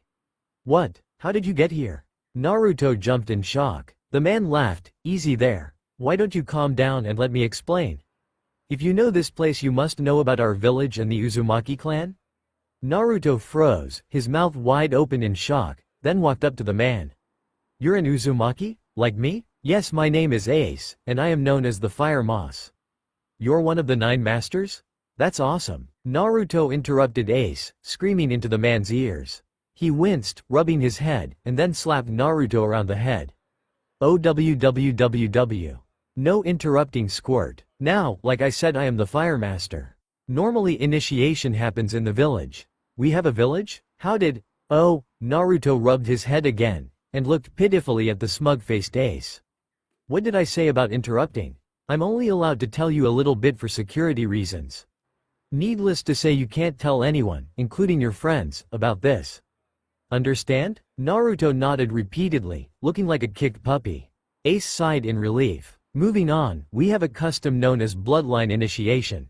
Normally bloodlines activate automatically, but in some rare cases they may require an activation technique." Here he discreetly looked at the pagoda. "So tell me, what is the bloodline? What is my bloodline ability?"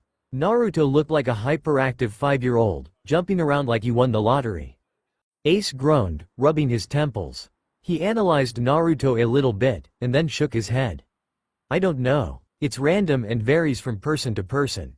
The Uzumaki clan heiress possesses the unique royal bloodline ability, which is both deadly and beautiful. Most people, however, have a bloodline that boosts a certain aspect of their chakra. For some it may be an elemental benefit such as a specialization in fire." Here he pointed to himself and Naruto clapped happily.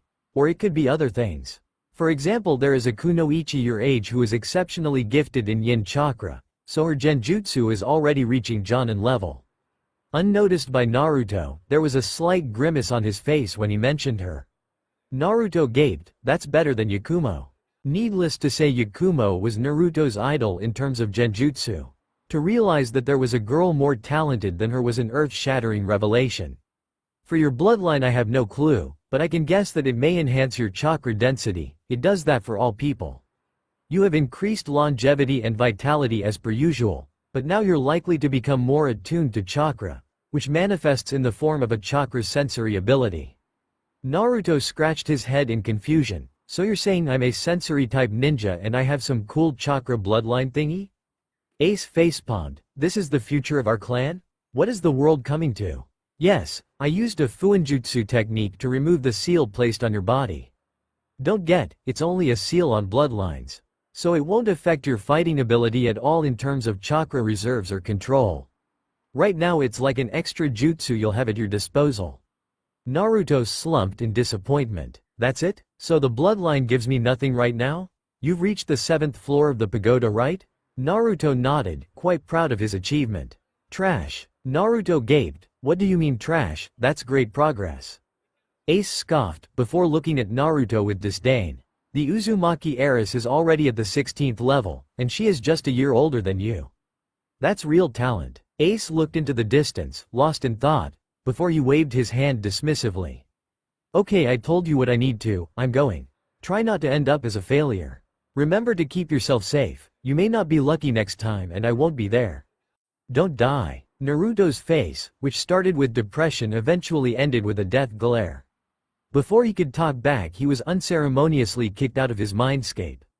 He left whilst screaming at Ace. "I swear I'll get you for that." 4 months later, location: Konoha Training Ground 9. Over many months, the bright sun had gradually faded with the days getting shorter and shorter. It was 6 p.m. yet already dark, a half-moon shining in the darkness. Dark figures moved swiftly, they clashed repeatedly with sounds of metal and grunting. Clang! One of the figures was sent sliding back. He used his kunai to stab the ground and stabilize himself. He eventually stopped in the moonlight, revealing blood-red hair and shining violet eyes. "Lee, you're ruthless. Can't you hold back at least a bit?" Immediately after speaking he widened his eyes, raising his arms to block. thump, a green-colored leg hit him, which caused him to slide back again. He retaliated with a roundhouse kick which, given the grunt of pain, hit its mark. That would be completely unyouthful. A flurry of punches and kicks erupted in the clearing. Naruto would sometimes score hits to Lee's torso or arms, but Lee would hit Naruto everywhere. Including places which Naruto preferred were kept off limits. After a particularly vicious hit to Naruto's face, he snapped. "That does it, Lee." He went through rapid hand seals and breathed in air. As he prepared to release his jutsu, the other figure was revealed in the moonlight. Jet black hair styled into a bowl cut, with orange arm and leg warmers as well as a green jumpsuit. The figure widened his black eyes and jumped away. Wind style. Air bullets. Boom asterisk. As Naruto exhaled, he released spheres of air that smashed into the ground and trees, leaving large head-sized holes and many splinters in their wake. 4 out of the 5 bullets were handily dodged by Lee, but the final one could not be dodged, so Lee kicked the bullet in midair. "Ah!" Lee shouted, falling onto the ground in pain. Naruto walked up to Lee. He had a quick look at Lee's legs just to make sure there were no permanent injuries. He groaned a bit and glared at Naruto accusingly. "Not fair, Naruto. I could have taken off my weights, and then I would have liked to see how you could beat me." If Naruto was bothered by the threat, he didn't show it. Sure, in the meantime why don't I use my tanto?" he replied smugly, laughing at Lee's irritation. After having some fun, he pulled Lee up and patted his back. Lee, who was previously laughing, looked inquisitively at Naruto. "Is your team signing up for the Chunin exams?" Naruto gave Lee a searching look, before nodding cautiously. "Yes, we are. Is there a reason why you ask?" Sometimes people tried to sabotage other teams before the exam, in order to lower the competition. That's why it was considered taboo to ask if other teams were participating, but this was mostly in the case of strangers. Naruto had known Lee for the past couple of months and they regularly sparred, so Lee wasn't exactly a stranger. Naruto was still careful though. Lee hurriedly waved his arms, a big grin on his face. "Don't worry, I will also be participating. Let the power of youth explode." Naruto watched, eyes twitching, at Lee's "nice guy" pose. Why is he such a weirdo? "Oh Naruto, make sure to stay careful of the top 3 teams. They'll also be competing in the exams." That caught Naruto's attention. "What teams, Lee? You mean some teams from your graduation class or older?" he asked. For once Lee looked serious, which means these guys are probably strong. "Well, 2 of them are from our class, and they're strong. It's Team 3 and Team 5. The last one is actually a team that's a year older than us. They're regarded as the strongest, and to top it all off, their sensei used to be an Anbu captain." "Anbu captain? What on earth? Wait, you're saying they still haven't been promoted?" Naruto was officially panicking. He had been quite optimistic on his team's chances, but now there were genius teams up to 2 years older than them? Lee grimaced, an odd expression that rarely appeared on his face. "They could have taken the exams last year, but they purposefully didn't. It's because the Chunin exams this year are going to be international with all 5 of the great nations participating. I'm guessing your sensei failed to tell you. The 5-nation Chunin exams happen once every 3 years. So they bided their time? That's great. And who is in the team?" Lee shrugged. "I don't know, they keep to themselves. It's harder than you think to intermingle in such a big village. They have their own separate training grounds and stuff." "Right," Naruto replied. Both of them stood in silence. It was a somber atmosphere. Location: unknown office, Land of Fire. Any sightings of the Akatsuki? None as of yet. When any reports of such a nature come along, they will be directly sent to you. They were in a large office with many candles scattered around, with some maids that were tending to the flowers and cleaning the furniture. At the entrance was a man, kneeling as he reported, who was dressed in a traditional red kimono with "fire" written on the back. At the table, which was at the center of the office, sat a girl. She had long, blonde hair that almost shined in the candlelight. Her blue eyes were tranquil, and as she analyzed the report in front of her, she was idly twirling a lock of her hair. "How annoying," she commented. "They truly are very secretive. What of the other mercenary groups?" "Well, there are the usual ones, of course. There's the Vixens of Bode that has seen quite a lot of activity over the past few months, mostly for escorts and security. The Great Calamity has also seen lots of expansion. They specialize in assassination and tracking missions, and they're unresponsive to our attempts to reach out. In fact, the last diplomatic letter came back. The hand that was twirling her hair paused, her eyes sharpened as she looked at the man. Came back? The man gulped nervously before soldiering on, in pieces. If he was expecting an outburst of some kind, he was sadly mistaken. There was a simple pause for a few seconds before she spoke. We have other means to monitor them. Send some missives to the local brothels where Great Calamity operates. Some men are bound to have loose tongues. Try to get some of our young academy graduates into Great Calamity. If they work their way up the ranks, it'll be great for us. I'll get a couple of rangers to monitor the more high-profile members just in case. The man nodded in acknowledgement. He hesitated before softly speaking. Yes, Your Highness, but if I may be so bold, why is it necessary to monitor a group that so far has made no moves, even indirectly, against the daimyo? He looked inquisitively at the girl, who had smirked at his question. Know thyself, know thy enemy. 1,000 battles, 1,000 victories. Just because they don't seem like an enemy doesn't mean they aren't one. A great general isn't one who just acts during war, but one that also acts in peacetime. Preparation is king. Without any information, how can I strategize accurately? She paused, looking at her side towards a painting of a middle-aged man. Father does not bother himself personally with such intricacies or tactics, which would have been his downfall with all his stupid generals. Fortunately, I'm here to hold the fort.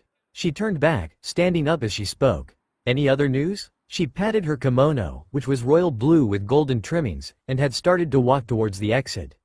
Actually, there is one final matter. You asked about which Konoha team it was that stopped Gato and Kirigakure from taking over Nami no Kuni. We have their names and profiles right here, Your Highness. She stopped walking and looked at the man expectantly. Getting the idea, he unsealed a folder and handed it to her. I was actually curious about this, she admitted, leafing through the first few pages. That was the post-battle report. She had already read that. Reaching the team profile, she scanned Yugo's page, nodding slightly. Former Anbu captain? Not bad. She must have led a team of Junin. However, as soon as she flipped over to the next page, she froze. Sakura Haruno, Genin? What is this, Ryusuke? Did you bring me a false report? She glared at her servant, who waved his hands in panic. No, Your Highness, I swear every word is true. It has been corroborated by our spies in Konoha, there's no mistake.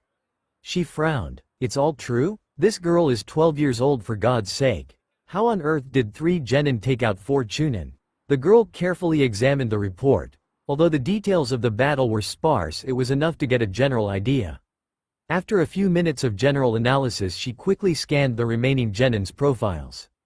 Ryoga's profile was standard, so she didn't pay much attention to it. However, when she reached Naruto's profile, she paused. Naruto. 12 years old, graduated 8 months ago, wind-style elemental nature, skilled at taijutsu and no skill in genjutsu. She was about to throw his profile away when something on the page caught her eye. Biting her lip, she thought hard for a few seconds before deciding. Ryusuke, do we still have that shipment of chakra metal from Tetsu no Kuni? She asked, looking intently at Naruto's picture. Ryusuke opened up his scroll and scanned it for a few seconds. Yes, we do. But it was just about to be transported. It is scheduled to be guarded by General Platoon 6. Good, I want you to cancel that platoon's guard mission, reassign them somewhere else. Send this guard mission request to Konoha, ensure Team 11 receives it. We still have some of our men at Konoha missions office, right? Even now, she didn't tear her gaze away from Naruto's picture. Ryusuke nodded and replied in the affirmative. I'll make sure to do it. Anything else? One final thing, when Team 11 arrives, I want to meet them. Her hands traced Naruto's picture. Something tells me that I may have found an interesting egg, perhaps even champion material. I'll need to do a bit of digging first. Ryusuke gaped at her in shock, especially after her last statement, but was able to quickly mask his emotions. He bowed towards the girl. Long live Princess Miho. As he left, he didn't notice Miho raise her hand and casually burn the other pieces of paper on the table. Only one piece of paper remained, which contained the grinning face of a red-haired ninja. Location: unknown Konoha training field. Yugotten Rusty, Yugao. If this is what happens after becoming a sensei, I'm happy I decided not to be one. A man parried a strike towards his legs, and replied by stabbing towards Yugo's head. "Shut up, I can still kick your ass." She ducked and kicked his sword up, lightly cutting Hayate's chest. "You're still too impatient, Hayate." He looked down at the cut, and raised his hands in defeat. They both smiled at each other, and after they sheathed their swords, found themselves in a tight embrace. "I've missed you," Yugao whispered. Hayate tightened his grip in response. "How are your genin?" Hayate sat down in front of a tree. Yugao curled up into his arms. "They're good, great actually. Especially Naruto, his Kenjutsu and wind chakra have truly come along. They all deserve to be promoted. Not in this Chunin exam. I'm sure you've heard about the other teams?" She frowned, shifting slightly in discomfort. Hayate, perhaps noticing her uneasiness, rushed to explain. "Yugao, I don't doubt you, but the other teams are full of clan heirs. The amount of talent in those teams is ridiculous, especially Itachi's team. And Uchiha, Hyuga and Senju are nothing to scoff at. Not to mention Tsunade of the Sand. Enough. I know Hayate, you don't need to remind me. Besides, you know that I have no choice." She grimaced. It's not that she didn't have faith in her team. She had seen their growth firsthand. Only, the competition was really tough in Konoha, not to mention the other 4 villages. "If you win, will the commander really allow you back into the Anbu?" Hayate spoke very softly, afraid to hurt Yugao with his words. True to his suspicions, she flinched, and looked down solemnly. "He won't take back his words. At least I don't think he will." Hayate said nothing. "You might say that, but your face doesn't. He'll take his words back, won't he? Then why can't you just honestly tell me?" Caw, an eagle sounded from above them. "A mission request that isn't D rank, for our team?" Yugao asked, very bewildered at the sight. Hayate was also shocked. "Weren't you guys suspended from any missions above D rank for 6 months? Wasn't that to punish you for your mission to Nami no Kuni?" Yugao nodded absent-mindedly. "I should go find Naruto, Ryoga and Sakura." "Rain check?" Hayate groaned in annoyance. "We don't get time together, Yugao." He whined, eliciting a smile from her. She kissed his cheek. "Absence makes the heart grow fonder. Make sure to think of me every day." She vanished in a shunshin, leaving Hayate alone in the forest. There was a warm smile on his face. Always. 1 week later. Location: Holy Fire City. The City of Dreams. A name that aptly described such a technological marvel. A city that no one had ever seen the likes of in the Land of Fire. It wasn't like Konoha, at least in terms of land or space. In fact, it was less than half of Konoha's size. What made its prestige comparable to Konoha was its degree of development. Buildings were on average 4 to 5 floors in height, compared to Konoha's meager 1 or 2. Most jarring, perhaps, was the building at the center, which towered above the rest. At least 5 times the size of a normal building, it was extremely intimidating to any newcomers.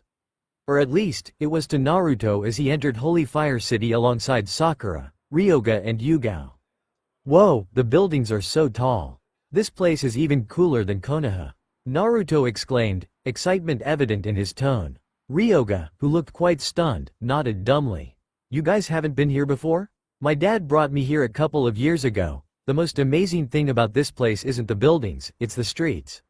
Sakura, who suddenly started to look like a know-it-all, began listing all the different shops and restaurants she had visited the last time she was here.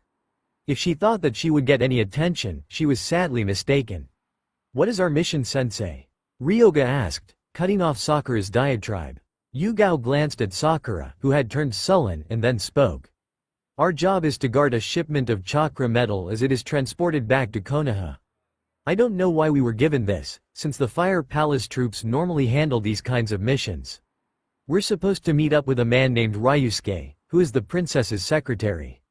He handles all of her business affairs. We should meet him right there." She pointed towards the huge building in the center. "Wait, this is requested by the princess? Wow, do we get to meet her?" Sakura squealed, and Naruto and Ryoga rubbed their ears in irritation. Yugao raised an eyebrow at her. "You think we'll meet the princess for a mission this trivial? Don't be silly, there's no way we'll meet the princess today." 15 minutes later. "Thank you for taking this mission, Konohagakure. The princess wishes to meet you, if possible," Ryusuke said, bowing towards Team 11, who had frozen up in complete shock. Yugao was the first to recover. She glared at Sakura as if to blame her for the meeting, then nodded and smiled amiably at Ryusuke. Of course, we would be honored to meet Her Highness. May I inquire as to the reason? It is regarding a small hiccup in the mission you are taking. Please don't be alarmed as it is a minor issue. Yugao replied in the affirmative, but inside she was quite confused.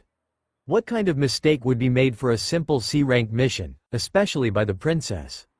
As an ANBU, Yugao knew a lot about the Land of Fire from a political perspective, so she knew a little bit about the princess and her brilliance. Well, let's find out what she wants. Location: Princess Miho's office, Holy Fire City. Team 11 followed Ryusuke up 10 floors of the center building, called Fire Palace, before reaching a set of grand doors with a dragon-shaped doorknob. Ryusuke lightly knocked on the door, announcing his arrival alongside Team 11. Come in. Naruto heard a gentle voice behind the door, which caught him and the others by surprise. She sounds young. The doors opened, and before Naruto could even move, his mind shut down. In front of them stood a girl with long blonde hair, wearing a blue junihito. Unlike a normal junihito, it had fewer layers of robes, 5 to be exact, and none of them touched the ground, which was strange. Her slender fingers were holding onto a ceremonial fan, as was custom, but she had tied her hair into a messy ponytail, foregoing any elaborate hairstyle. Perhaps most surprising was her age, as she looked like a teenager. Sakura recovered quite quickly, nudging Ryoga awake. Naruto simply stood there like a statue, eyes bulging and mouth gaping, thinking only one thing. Absolutely gorgeous. He would probably have been there for longer, had Yugao not stepped on his toes. OWW. He yelped, though after seeing Yugo's death glare he quickly shut up. Welcome, friends of Konoha. She sounds like an angel, Naruto thought dreamily. I would like to extend my condolences for this mishap, but it appears the shipment you were assigned to guard is still not ready for transportation. Fortunately, it will be ready in a few days, so why don't you stay here in the meantime? Yugao immediately protested, please, Your Highness doesn't need to apologize for such a small issue. We wouldn't want to impose, so we are perfectly fine with a hotel nearby. Why don't? Nonsense. She was interrupted by Princess Miho. We are close allies. There is no such thing as imposing. She waved her hand dismissively. I have 3 rooms prepared. One for you and your student, she said, pointing at Sakura. The other 2 are single rooms, for your other students. Yugao still looked hesitant, but there wasn't much of a choice. She bowed towards the princess and walked out with her team, almost dragging a shell-shocked Naruto along. 2 days later, their time in the city was quite enjoyable with all the sightseeing and eating, though Sakura's long shopping sprees left the boys drained. Curiously, Naruto and Ryoga's rooms were on separate floors, whilst Yugao and Sakura shared the same room. If Yugao was bothered by this, she didn't show it. It was the last night before the shipment was ready and Naruto was just about to go to bed when there was a knock on his door. He paused, looking quizzically at the door, then shrugging and opening it. He almost got a heart attack when he saw who it was. Princess Miho, what brings you here today? He was a stuttering wreck, although this time he couldn't really be blamed. Miho was dressed in a normal kimono, dark red in color, with her hair down. Her blue eyes drilled into him incessantly, as if to dissect every bit of his body. Ah, Naruto, isn't it? I was wondering. I have this strange habit of walking the streets just before sleeping. In fact, I was just about to leave, but I saw your light still on. She leaned on the door frame and got slightly closer to him. He could smell cinnamon and slight hints of citrus. Did you want to tag along? I promise I'm a good guide. She giggled lightly, which Naruto found adorable. Naruto didn't really remember what he mumbled to her, but 5 minutes later they were walking side by side in the darkness. It was a bit of a strange sight, since she was a few inches taller than him and sometimes he had to look up to her when they were talking. Miho was a great conversationalist, not unexpected since she was a princess, and Naruto found himself opening up to her. They talked about all kinds of things, from her awkward court moments to his addiction to ramen. You graduated 8 months ago, right? It was the first time she had asked about his shinobi life, which caught him by surprise. Yeah, just a couple weeks over actually. Wow, time really flies. Miho nodded. I turned 15 a month ago. Father had a grand banquet to celebrate. It was nice. When you get older there are always new things that are exciting, but also some things you hate. Like suitors. True. I'm not really sure where my future will take me. Especially with the— he paused, unsure on how to explain the politics in Konoha and the upcoming Chunin exams. Chunin exams? She inquired, an unreadable expression on her face. After a slight bit of hesitation, Naruto nodded. Yeah, the competition is quite tough this year. In fact, there are a couple of teams that skipped a year or two just to come to this one. She hummed in reply. In all honesty, it'll be hard for you to progress in Konoha, even if you do well in the exams. Huh, what do you mean? Naruto was shocked. Is she looking down on me? Suddenly his opinion of her fell. What I meant is the clan politics. You're not from a clan, all the people in power are from clans. So it's impossible for you to rise up unless you're ridiculously talented, and even if you are talented, who's going to train you? Of course it's a pity you're in Konoha. If you had joined the Dragon Palace. She trailed off, looking quite disheartened. Her expression was tugging at Naruto's heartstrings, but her words quickly caught his attention. Dragon Palace? What's that, and what do you mean, part of it? Sensing an opportunity, Naruto pounced, not noticing Miho's sly grin. Well, it's an organization headed by the 12 Guardian Ninja, created as a militia under the direct command of the Dragon General, the highest-ranked general in the Land of Fire, absolutely loyal to the daimyo. Like Konoha, it runs many missions for all kinds of clients, from poor to rich, but unlike Konoha there are no dynasties or clans, meaning any person from a rich or poor background with great potential is accepted. It's not a complete meritocracy, political interests are still present, but it's better than Konoha at least. In fact, every 3 years the peak nobility of the Land of Fire will each choose a champion from the Dragon Palace and compete in a grand tournament, overseen by the daimyo himself. The tournament is in 2 years' time. Since I'll have turned 16 by then I will also be taking part, only I have yet to find someone. Naruto, who had been listening carefully to Miho for the past few minutes, almost crashed into her as she stopped. He was about to ask why she stopped, when she turned around with a serious look on her face. I'll be honest, Naruto, I brought you here because I want to test you. To see if you're strong enough to be my champion. I could have picked anyone out of the Dragon Palace. I'm the princess after all. She flipped her hair arrogantly, however by now most of the nobles have chosen their champions and there are no amazing candidates in the palace itself. So I've been more lateral with my searching. This isn't the actual test, in fact it's just a preliminary. What had started as a confident explanation slowly became more hesitant. She paused for a few seconds, giving him a significant look before continuing. I can promise that if you qualify as my champion, I'll do my very best to ensure you progress to higher ranks in the future. You're the first person I've asked, so, do you accept? After saying her bid she looked away, a slight blush on her face. Naruto was too shocked to notice. Yes, of course, he blurted out, inwardly cringing at his loud response. It was only a few seconds later when his mind rebooted, did he realize, it wasn't going to be that simple. He couldn't just join the Dragon Palace and leave Konoha. Perhaps Miho noticed this, because she hurried to say, if you get my offer you'll have a few months to carefully consider, just in case.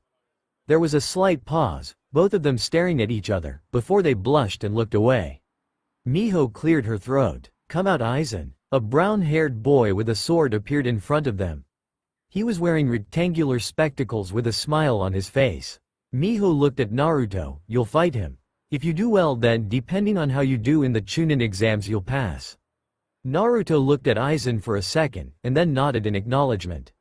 Getting the message, Miho moved back to give them some space. Both tensed in preparation. Begin. Aizen jumped back, hands moving rapidly to form multiple hand seals. Just when he was about to finish, Naruto appeared in front of him. EI beheading. Naruto's tanto was in the middle of a big arc as it rushed towards Aizen's throat. The blade was glowing with wind chakra, and when it cut through Aizen, blood spurted out of his body. Naruto narrowed his eyes. Can't be that easy. Sure enough, his body turned hazy and disappeared. Kai. Naruto formed the release seal, simultaneously ducking as a sword stabbed towards his abdomen. Aizen, who was revealed to be behind Naruto, widened his eyes in surprise. How did he know where I was? Nevertheless, he continued the attack, slashing at Naruto's legs. Naruto blocked it with his sword, then counterattacked with a roundhouse kick, which was blocked by Aizen's arm. The close combat was quick and deadly, with both Naruto and Aizen scoring equal hits on each other. As they moved back, Naruto's face revealed a small cut, Aizen's neck also had a cut. They paused, breathing heavily, before Naruto moved. He sped through many hand seals, eventually ending with the bird hand seal. Wind style. Dust cloud jutsu. Naruto exhaled a large cloud of dust enveloping the entire clearing, including Naruto and Aizen, in dust. Aizen coughed lightly, his hands hidden from view, when a sword stabbed through his leg. Arrrghh. What the hell? He shouted, swinging his sword blindly in the dust. A few meters behind him stood Naruto, who had his eyes closed and yet knew exactly where Aizen was. Don't mess with a sensory-type ninja. He gloated, and then stabbed his sword through Aizen's other leg. Thud! Aizen's knees hit the ground as he let out another scream in pain. Naruto was quite surprised that Miho had not stopped the fight, and was just about to end the fight when suddenly he felt a great danger from behind him. He formed a hand sign and jumped straight up into the air. Kai, Kai, Kai, Kai. After many tries he saw the dust cloud below change. It moved a few meters from its original position. Aizen was standing outside the dust cloud, completely unharmed. Another genjutsu. Naruto was kicking himself in frustration. How didn't I notice, for God's sake? Fortunately he had been inside the dust cloud, which had kept him safe until he realized. Okay, I've had enough. Let's end this. He smirked, pressing tightly onto a point on his right forearm. Resistance seals, release. Black marks appeared all over his body. They flashed blue a couple of times, before disappearing back into his body. Now he felt 3 times lighter. First time I've removed the seals in a while. Let's test them out. He didn't need to look far. As Naruto landed on the ground, Aizen had already released another genjutsu, and Naruto saw a massive fireball from above. Demonic illusion. Descending flame jutsu.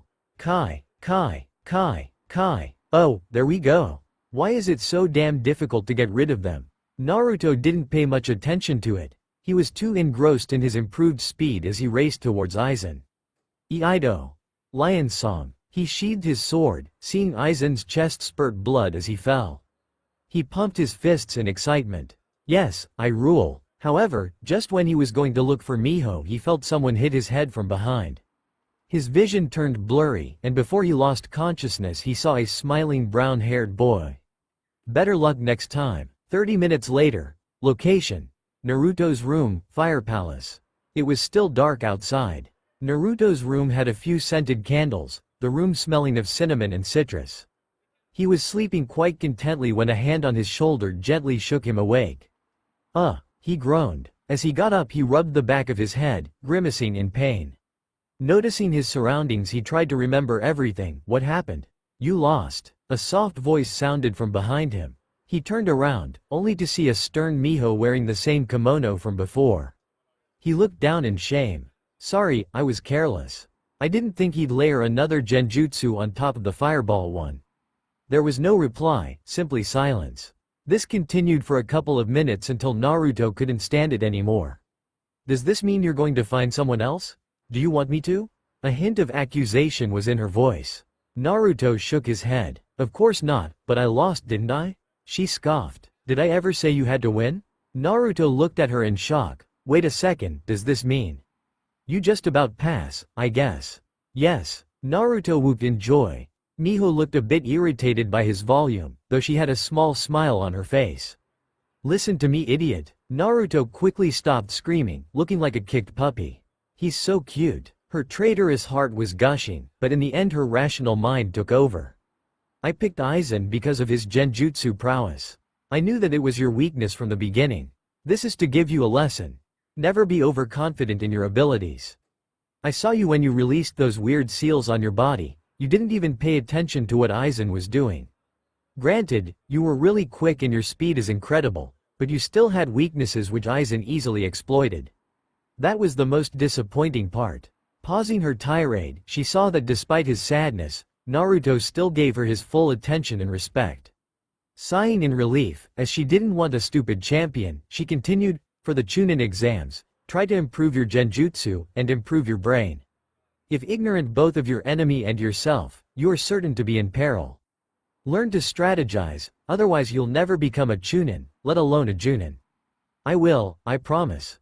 Naruto said solemnly. Miho smiled, nodding in happiness. Before you go, come with me for a second. I'll give you a few books on strategy and tactics. I also have some information on important clans in the elemental nations. If you can get to the final stage of the Chunin exams, you'll be my champion. I'm sure this is the beginning of a great partnership. Location. Mindscape. He didn't even reveal any of his fuinjutsu, and she's that impressed? Well, Naruto is quite talented at kenjutsu and ninjutsu. A giant black pagoda with golden patterns floated in the sky. Perched atop the 99th floor of the pagoda was a multicolored parrot. Next to it sat a man with multicolored hair wearing a red kimono. Still, spoke the man, he's reached the 12th floor of the pagoda. Once he learns how to create barriers he'll be even stronger. The parrot hummed in agreement. It looked towards the man. Why did you lie to him? About his bloodline? The man, who had been playing with fire, stopped. Gazing into the distance, he replied, hubris was the downfall of our clan. I won't let it happen again, especially given our current circumstances. This pagoda is essential. If he relies on his natural talents and doesn't work hard, he'll never become the warrior Uzushiogakure needs him to be. Is that why you keep him away from the village? Why you lied to him about your guard job? The man glanced at the parrot in surprise. Don't be shocked. I know that you've used a level 90 sealing imprint. Otherwise how can your form be corporeal in his mindscape? He let out some laughter. I forget about your position sometimes, only when you reveal your knowledge do I remember again. The parrot let out an indignant squawk. Humph, so much disrespect from my descendants, it's complete blasphemy. They shared a light chuckle, after which the man sobered. Naruto's safety is of paramount importance. There's already a split in the clan. The heiress can only hold out for so long. I didn't think the Genjutsu master would become so stubborn and rebellious. To think the Earth Master and the Taijutsu master would support her and her apprentice so strongly. The parrot gave him a sharp look. You know the solution, find them. Find who? He looked confused for a few seconds, before jumping in shock. No way, we haven't spoken to them in centuries. God knows if they still even remember our alliance. To have the clan bow our heads to them, have you lost your mind? The Fire Master had become frantic, and was going to continue when the parrot hit him on his head. Idiot, not every problem is solved directly, use your brain for once. There are other ways of getting their friendship. For example, the parrot looked towards a picture of a sleeping Naruto. The Fire Master quickly caught on. Wait, you can't possibly mean him? How will that work? The parrot waved his arms. Don't think, you knucklehead, just listen. Now, here's what we're going to do. That's all for now. If you enjoy this video, then please like, share and do comments.